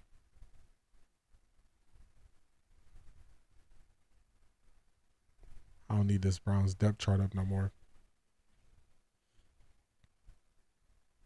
Let's get some scores. Actually, I got a button for that. Let's see.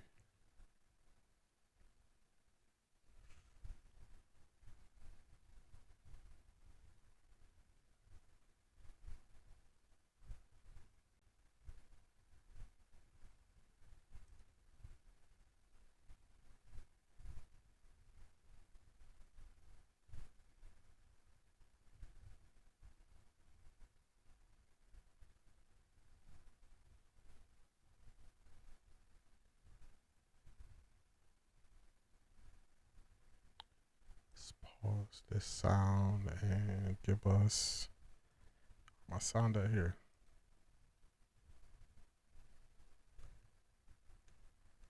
And the Giants. So the Bengals down to the 11, let's say 10-yard line. Tua Tagovailoa and the Dolphins with a huge play, but what was called a touchdown, rightly reviewed and said he had stepped out of bounds, did Devon Achane. Brandon Aubrey getting loose on the sideline. That's what you were talking about. Tim, you were talking about ETN stepping out of bounds.